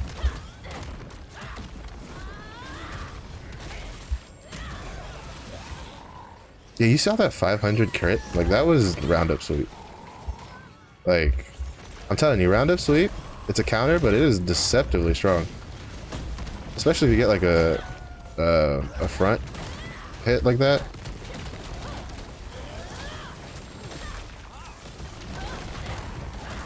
Because with front attacks, even though it'll be a back attack after, oh my god, I'm telling you. The whole, like, invincible randomness, like, out of nowhere just goes invincible without any real forewarning is so fucking annoying. That death rattle would have been juicy, but nope. Yoho's like, I gotta go get my nails done, gotta get my hair done. You know, I ain't got time for your damage. I got other shit to do. And you're just sitting there, holding your hands in despair as you know, you feel no damage on your highest damage dealing ability. And you're just like, why are we here? It's only to suffer.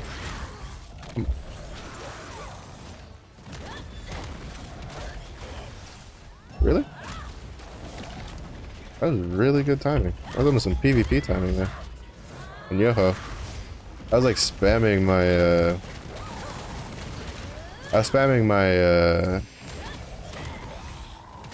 my death rattle there.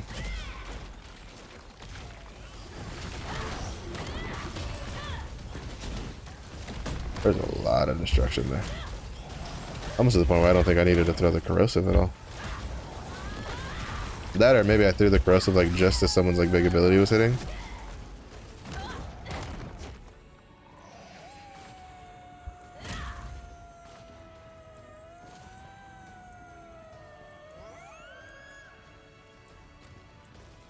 No, what? Come the fuck on. Are you serious? There's no way that Twister fucking touched me. No fucking way. Bullshit on so many levels. There's just no way. That's the thing that annoys me the most. You have this this Twister thing, and then like you dodge it, but when you dodge it, the server's like, nah, you didn't really dodge it, dude. You're kind of like still there, and it's like, are you shitting me right now, game?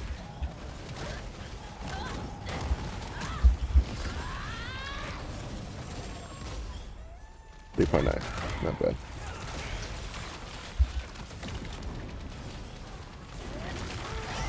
Holy shit, who has all that weak point? Is that the artillerist? I think that might have been the artillerist.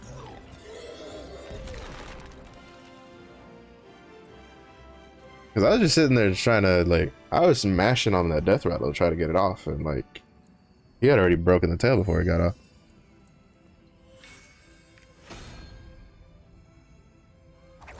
He broke it real good.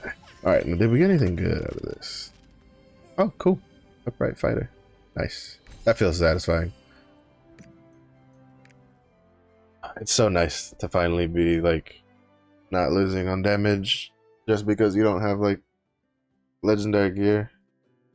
Also helps that I'm, like, you know, technically overgeared for this fight. Like, I technically should be doing Belganus, but Belganus can fuck off. I do need to kill him at some point though, just so I can be ready to do the next page of Guardian raids when they come out. What's this domination? That's useless. Useless. Juiceless. Everything juiceless. Chaos Dungeon we go. I need to remember to grab the second weekly in between Chaos Dungeons, because I've done 1, 2, 3, 4. Well, it says I've done 5, but there's no way I've only done 5. Oh yeah, there is, because I forgot to grab it after the first 2. I was about to say, because I had 5, because I've done 5 with the juice. Did those not count? No, those had to have counted. Because Infinite Chaos counts. I don't know. I guess I missed more than just the first 2 when I did it. I don't have any rested bonus. I mean, I was doing them. Oh well. I'll just have to remember in between. Oh wait. Yeah. No, never mind. I'm just losing my damn mind. I was like, I'm just sitting here like, I did those. Yeah, I did 5 yesterday. I'm telling you, for some weird reason, I keep forgetting that yesterday was weekly reset. And it's just like today is Friday. Like, I don't know why my brain, I'm not registering that today is Friday. So I'm just like, why am I only at 5? And it's like, no, like, 5 is where you should have been, because you did 5 yesterday. Because I did 4 on Wednesday in preparation for honing yesterday, and then I did, because I used 2 of my 5 on Wednesday, and then I did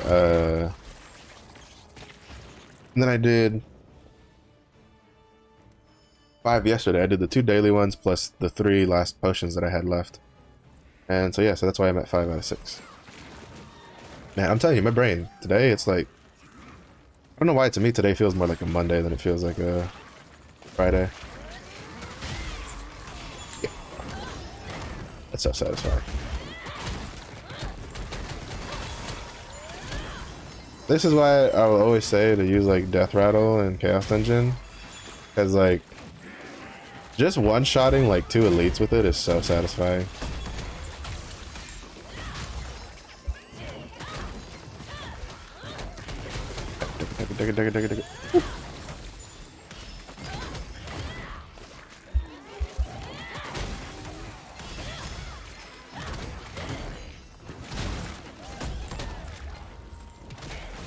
Oh, bossy. We're waiting for you. The other nice thing, by the way, so like charging blow is getting rid of that attack power buff on the beta. Another nice thing about that is you no longer have to charging blow before using your awakening either in PvE, because that's a pretty big damage difference. Like, that's the difference between me getting like a 2 point something mil and like a 3 point something mil non-crit in Guardian raids, as if I use Charging Blow before I awaken. At least I feel like that's got to be it, because like, because that attack power buff is kind of insane, in all honesty. Also, I just realized that I got a cube and a boss rush ticket off of that. Okay.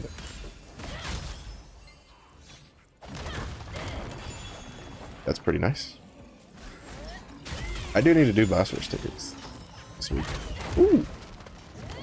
That has something I actually want though. Well, by actually want, I mean like it obviously that piece of armor obviously has a tripod I am looking for. But what I mean by actually want is that a damaged tripod, or is that one of the like meh tripods?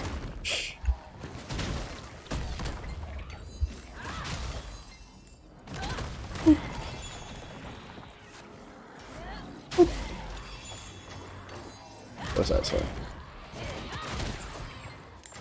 Here we go, just...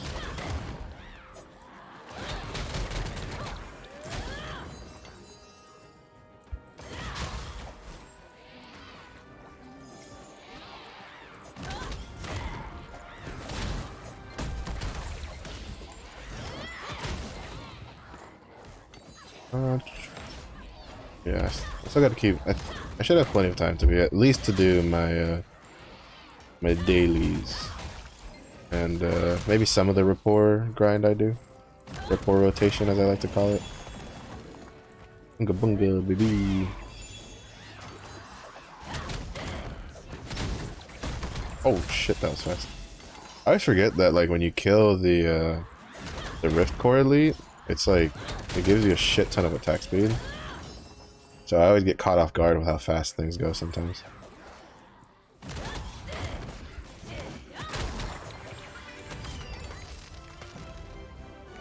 Back in we go. What is... I'm guessing it would be 1400, right? That's what the last level is for Cast Dungeon? For this level we have? Ooh, level 100. Here we go. Very nice. We got the Heart of Skeptrum wallpaper. We can go see what that looks like later. Oh, actually, if that's what I'm thinking of, that one also looks really good too.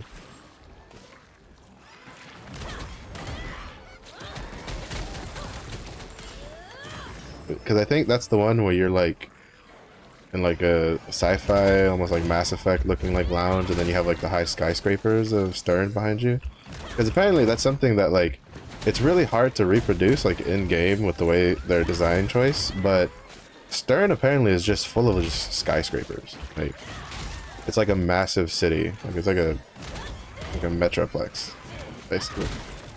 But you don't get the feel for that because it's really, really hard to just like replicate that from this angle, right? Because you can't move the camera angle to look up.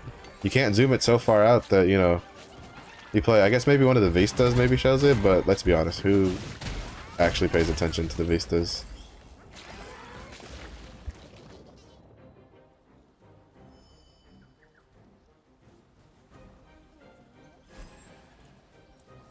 Who actually pays attention to the vistas? Like, I'm pretty sure you could I'm pretty sure they probably have the information, and you could probably count... It's probably a relatively low number for people that actually, like, watch the vistas all the way through. So...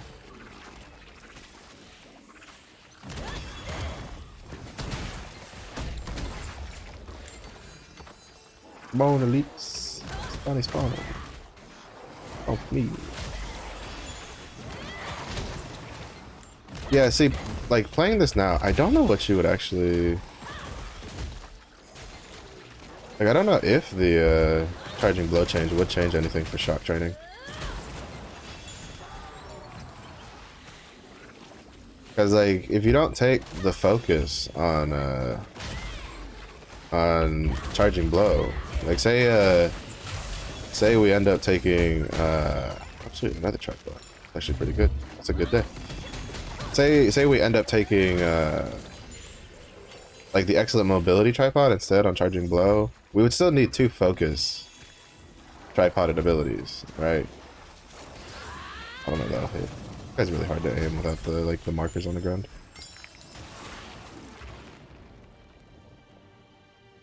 I remember that's definitely something I hope we get next week. The front and back attack markers, like this.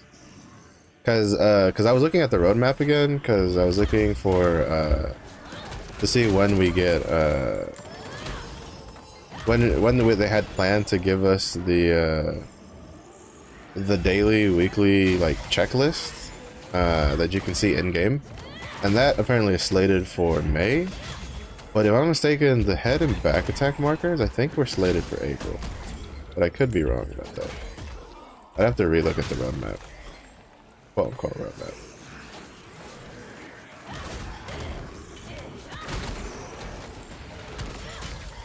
To be honest, it's less of a roadmap and more of like a glorified live letter at this point.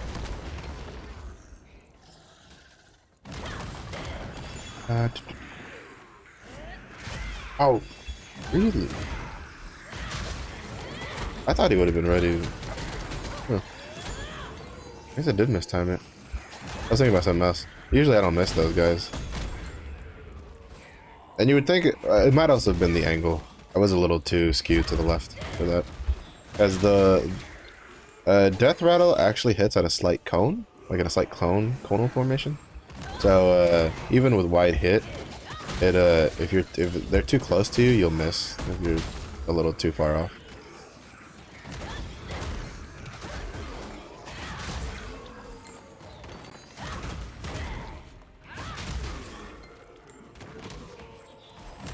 I'm also curious what skin we're getting next week.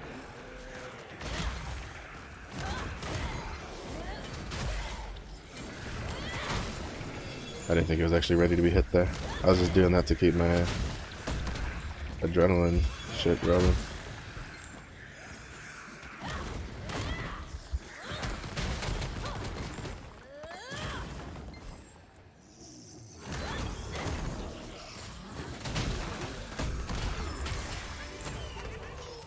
Oh, we got another purple book. Divine protection. Garbage. But I know we got at least 2 tripod armors we can attempt to transfer.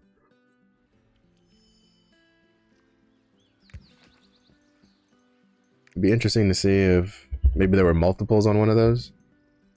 But that's also really rare, getting like multiple good ones on the same one. Oh, that's the wrong one. Oop, oop, oop. Let's see, what do we get? What do we get? This one, this one. Look at the stones. Master's tenacity, don't care, don't care, don't care. Well, I might care actually, that's Master Brawler. Hold on to that. Are any of these anything? No, that's really shit. No. No. What's on this? No, definitely no. No. Blue, domination. 95, endurance. Garbage. Any of these have anything? Charging blow, excellent mobility. No, we don't use that now. No. No. And no. Any of these have anything good? Nope. Nope. Nope. Nope. Nope. Nope. Nope. I don't think we use finishing blow. Doesn't sound familiar. No, we do not use finishing blow. Righteous pillage, we definitely don't use that. No. Ready attack, that could sell for a decent little bit. Critical blow. Dragon's Advent, Great Destruction, that might sell for a little bit. Red Explosion, Madman. I think we use both. I think Taijutsu uses both of those. Isn't Red Explosion this one? Yeah. Yeah. Yeah, that's actually pretty worth. That could probably go for a decent little gold too. Alright, what do we have here? We have lightning fist level 2 and focus level 2. That focus transfers, that'll be nice. That'll be very nice. Oh, that's a nice little turnout. It's definitely pretty. Even though I don't have a lot of like, I think I still have a good chunk of like +1s on my stuff. So, but even then with that, I don't get a lot of I don't get a lot of upgrades. Alright. So this one's the focus one. Maybe. Nice. Yo, that one is actually the really important one. That one is actually the really important one. That'll help smooth some stuff out. I wish I was like Fierce Tiger Strike instead, but that'll help smooth out the shock generation some more. That's really good. Alright, so we have that done. Alright, yeah, we definitely have a good chunk of those piling up. Yeah, I have 3 boss rush tickets now. I need to do a couple of those. I mean, I could also save them because I don't plan on pushing to like 1400 anytime soon. I could also just save that for when I do plan on it, so that way I have them. And then, or I could just save them for like the weeklies, right? Or if we get the guild weeklies to pop up, that's probably also a smart. Oh shit, no, I need it too. Over here. That's also probably pretty smart to keep. Stay. Keep going. All right. What are people playing for +2? I'll do. I don't know. I'll do that. I'll do that when I'm waiting for the island, because the island, Adventure Island's about to pop up, and I'm pretty sure Lagoon Island is the one that's over here. Yes, it is. So I'll do my report real quick with Nineveh and Calvasis, then we'll head over to the Adventure Island, and then when we get to the Adventure Island, depending on how much time I got left doing this whole quick like little sweep right here, I'll try to see what people are putting those specific tripod levels up for, and then I'll try to sell them. That second one that has 2 like level 2s on it, I definitely plan on like pushing that one a bit, because both of those are abilities that Taijutsu uses. The Madman one a little bit, but I think I think that they still use that, because the point is that like if you're not using Madman, you're using you're probably not using Roundup Sweep as a taijutsu. I'll be counting on you, my So friend. you're probably using instant hit. I would have a better like I would have a better like view on it if they ever open the API, so we can get a website like Loa going where we can see what players are actually like running on their builds and stuff. So, but that's definitely something.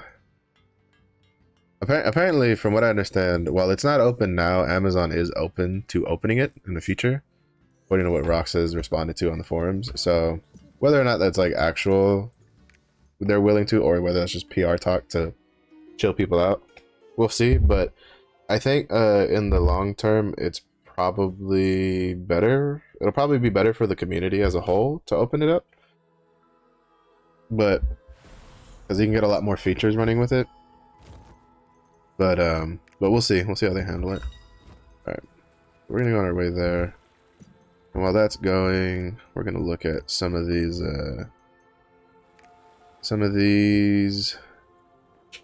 armor pieces. Let's see.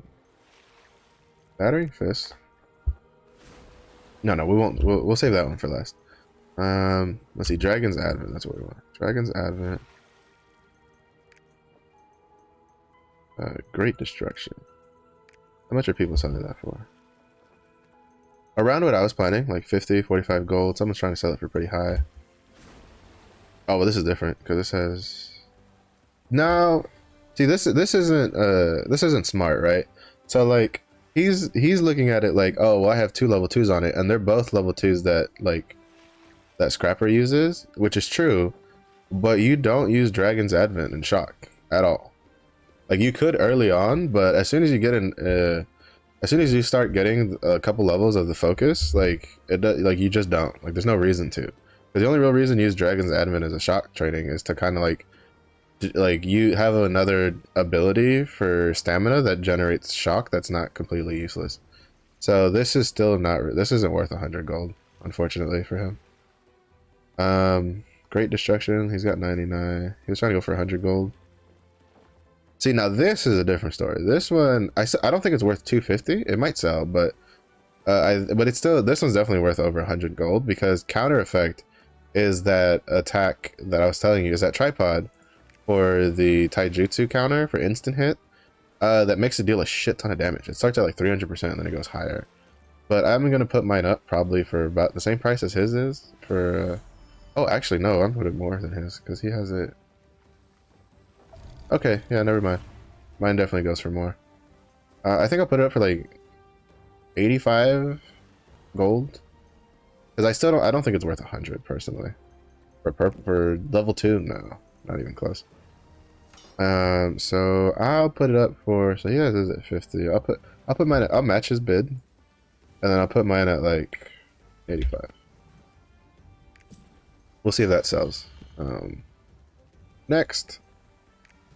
What we got next? Charging blow, ready attack. This one I think might go for quite a decent amount.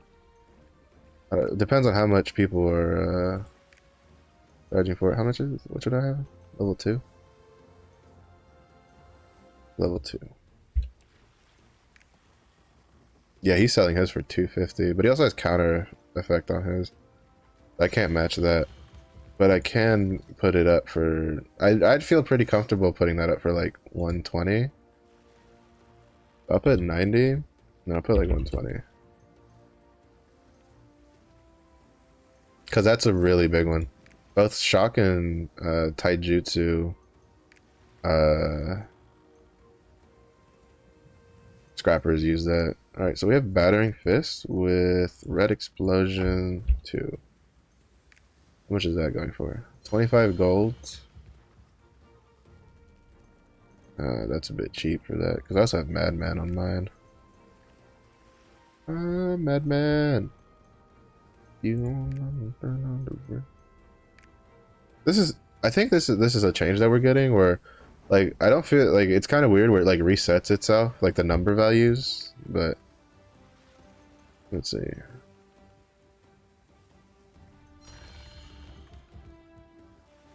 Oh, he put it. That's pretty expensive.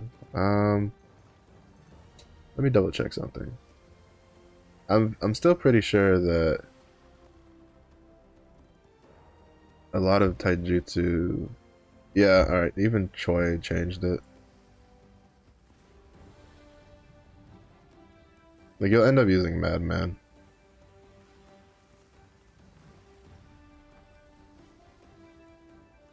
So maybe another 150 on that, because I don't feel like like Red Explosion is pretty chunky for Battering Fist because it's the damage immune thing, but I don't think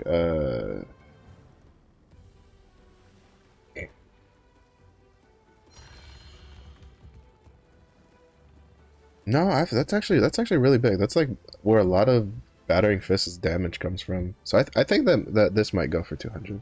I could try that for 200. I'll put it like 150 for the starting bid, and then I'll put it like 200. I personally think it's worth this because it's 2+2s for stuff that like the Taijutsu actually uses. One of which is definitely a main damage ability. So I think it's worth at least 200 personally. So I think I'm just gonna stick with that, because I think. Please don't tell me that's what I think that is. Oh no, I think I know what that is. Yeah, I forgot to claim my loot auction. 68 gold from my KSK yesterday.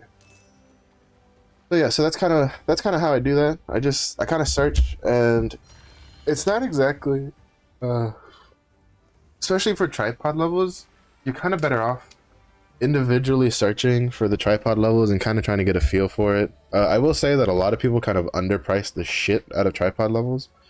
Um, because like for instance, that one guy had one, like it only had red explosion, right, level 2, and then I think it had level 1 of something else.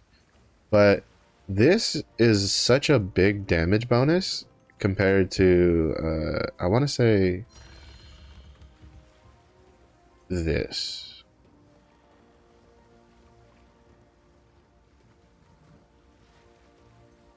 Well, actually, I think these two are on par with each other. Berserk and Red Explosion. I think these two are on par with damage.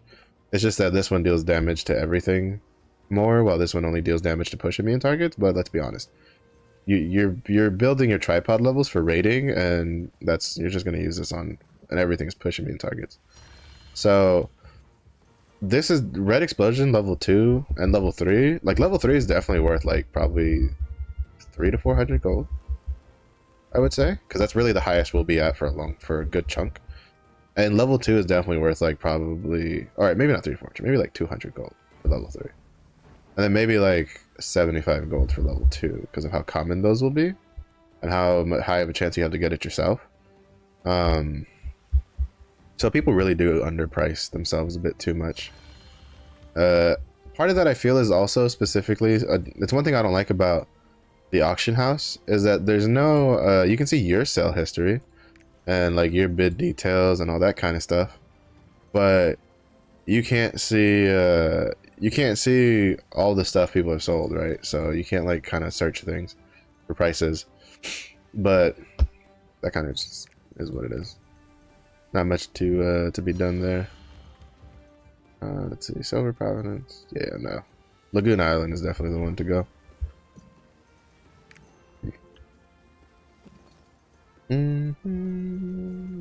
Part of me still kind of misses Taijutsu a little bit. Why have I not unlocked this? I could have unlocked this and sold it, or tried to sell it. Because it is shock too. I could probably put that up for like 50 gold. That might sell. Let's see. We don't have much time, so I probably won't be able to see this in time, but especially all epic. History. Bad stats. Grading effects. Specialization. Back training. 2. Search.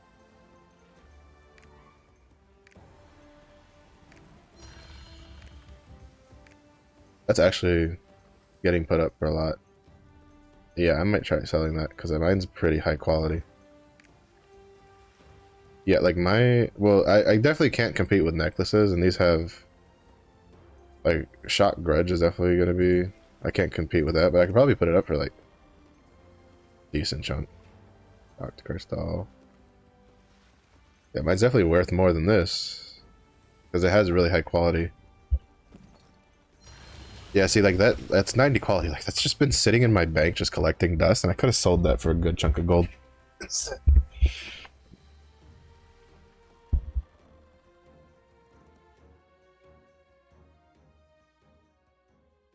Alright, so we have Lagoon Island. It's gonna be the last thing uh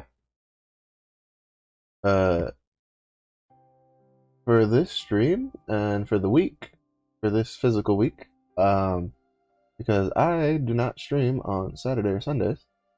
I might try in the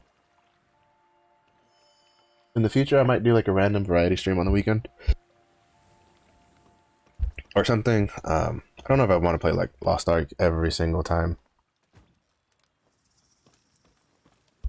but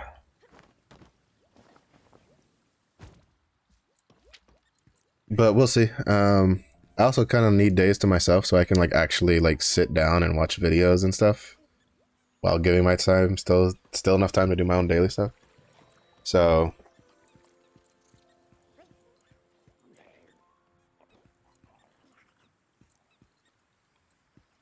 I don't think do I have the islands sold from here? I don't think I do. Oh, I do? Oh, shit.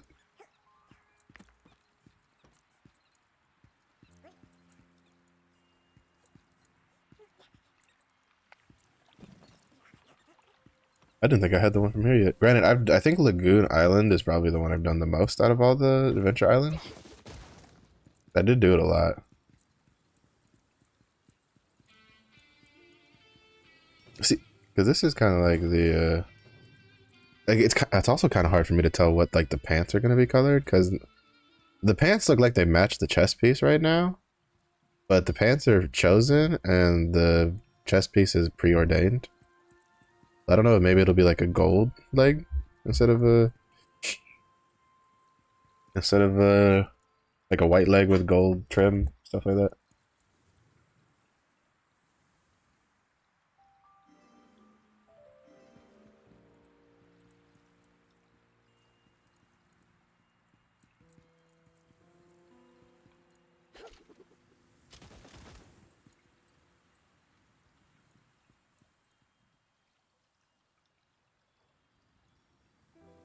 But yeah, I need to do Moke. Hopefully, Moke will bless me today and give me the Omnium Star, so I can finally get my legendary wealth rune. Legendary wealth rune.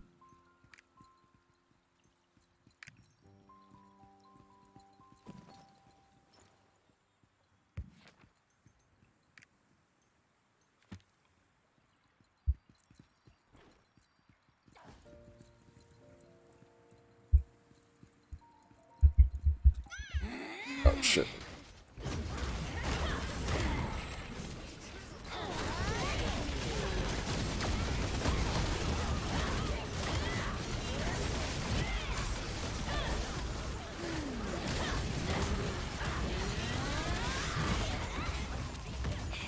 I wonder. I need to double check. Oh, because I'm kind of curious. Because like, Maxwell already has their like the section for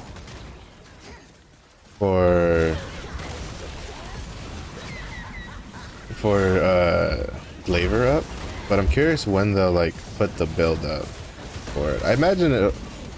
Like they probably won't like wait till the day of to put it up, right? Like, some of us want to do our research, buddy. But I am kind of curious when they're gonna decide to do that.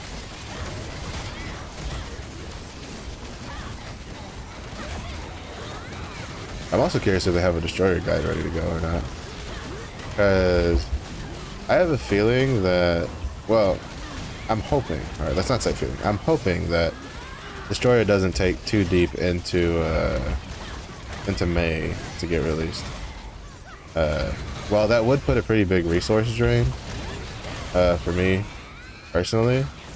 I personally wouldn't mind it just because short term it'll put a big resource drain, but long term it'll, you know, it'll pan out just fine. Oh shit. Okay. Rest in peace, my drone. Well, rest in peace, all my stacks.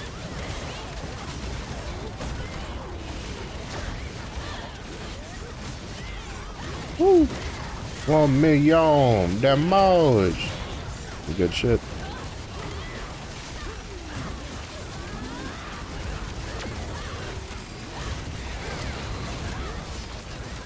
That is some good shit.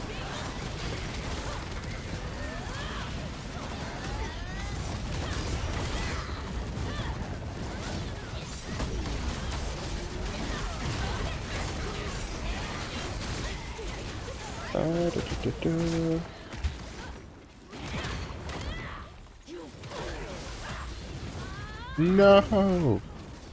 A supernova! Give me a refund!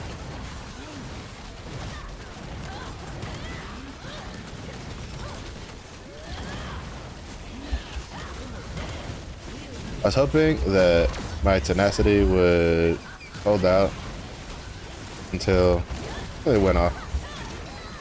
I do have the tenacity on that ability.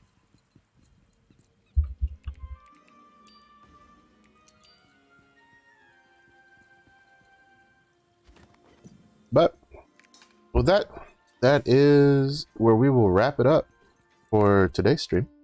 Uh, If you made it this far, thanks for watching. If you're watching this VOD on YouTube or Twitch, also thank you for making it this deep into it. I do stream Monday through Friday from 2 p.m. to 6 p.m. Central, so if you like what you see in the VOD, feel free to come join and hang out. If you're definitely someone like me who likes to know of what's coming in the future, probably keep an eye out on YouTube and stuff over the weekend, because I feel like there'll probably be some changes on the PTR that way you can kind of be ahead of the curve. But basically, I wouldn't take any upfront reactions too seriously just yet, or at least until the PTR like closes, because whenever PTR is open, everything is accessible to change. But yeah, we're on basically the countdown now for Glaiver and South Vern. That'll be pretty cool. Next week we'll have a lot to do. Hopefully we'll get the weekly dungeon added with South Vern. I know to remember that if you're like, oh, I need to push to 14-15 for new chaos dungeons. No, we don't get new chaos unless they've changed. But according to Rocks, we are not getting the 14-15 chaos dungeons with South Vern. So there's no real rush, I would say, to be 14-15 before South Vern. I would wait for South Vern, quest through South Vern, get all the free materials from the questing and any dungeons that we get and stuff, and then push to 14-15 to get ready for Vaulton and Descaluta would be how my take on it. But besides that, I hope you're enjoying your time in Lost Ark. Glaiver's coming out next week, so pretty excited for that. And then PTR changes if you haven't checked them. If you're watching this on YouTube on the VOD, I'll have a link in the description below for the patch notes that we have. Keep in mind they are going to be in Korean, so you'll have to use like Google Translate to translate them. It might be a little scuffed, but you'll be able to figure out more or less what it needs to be done.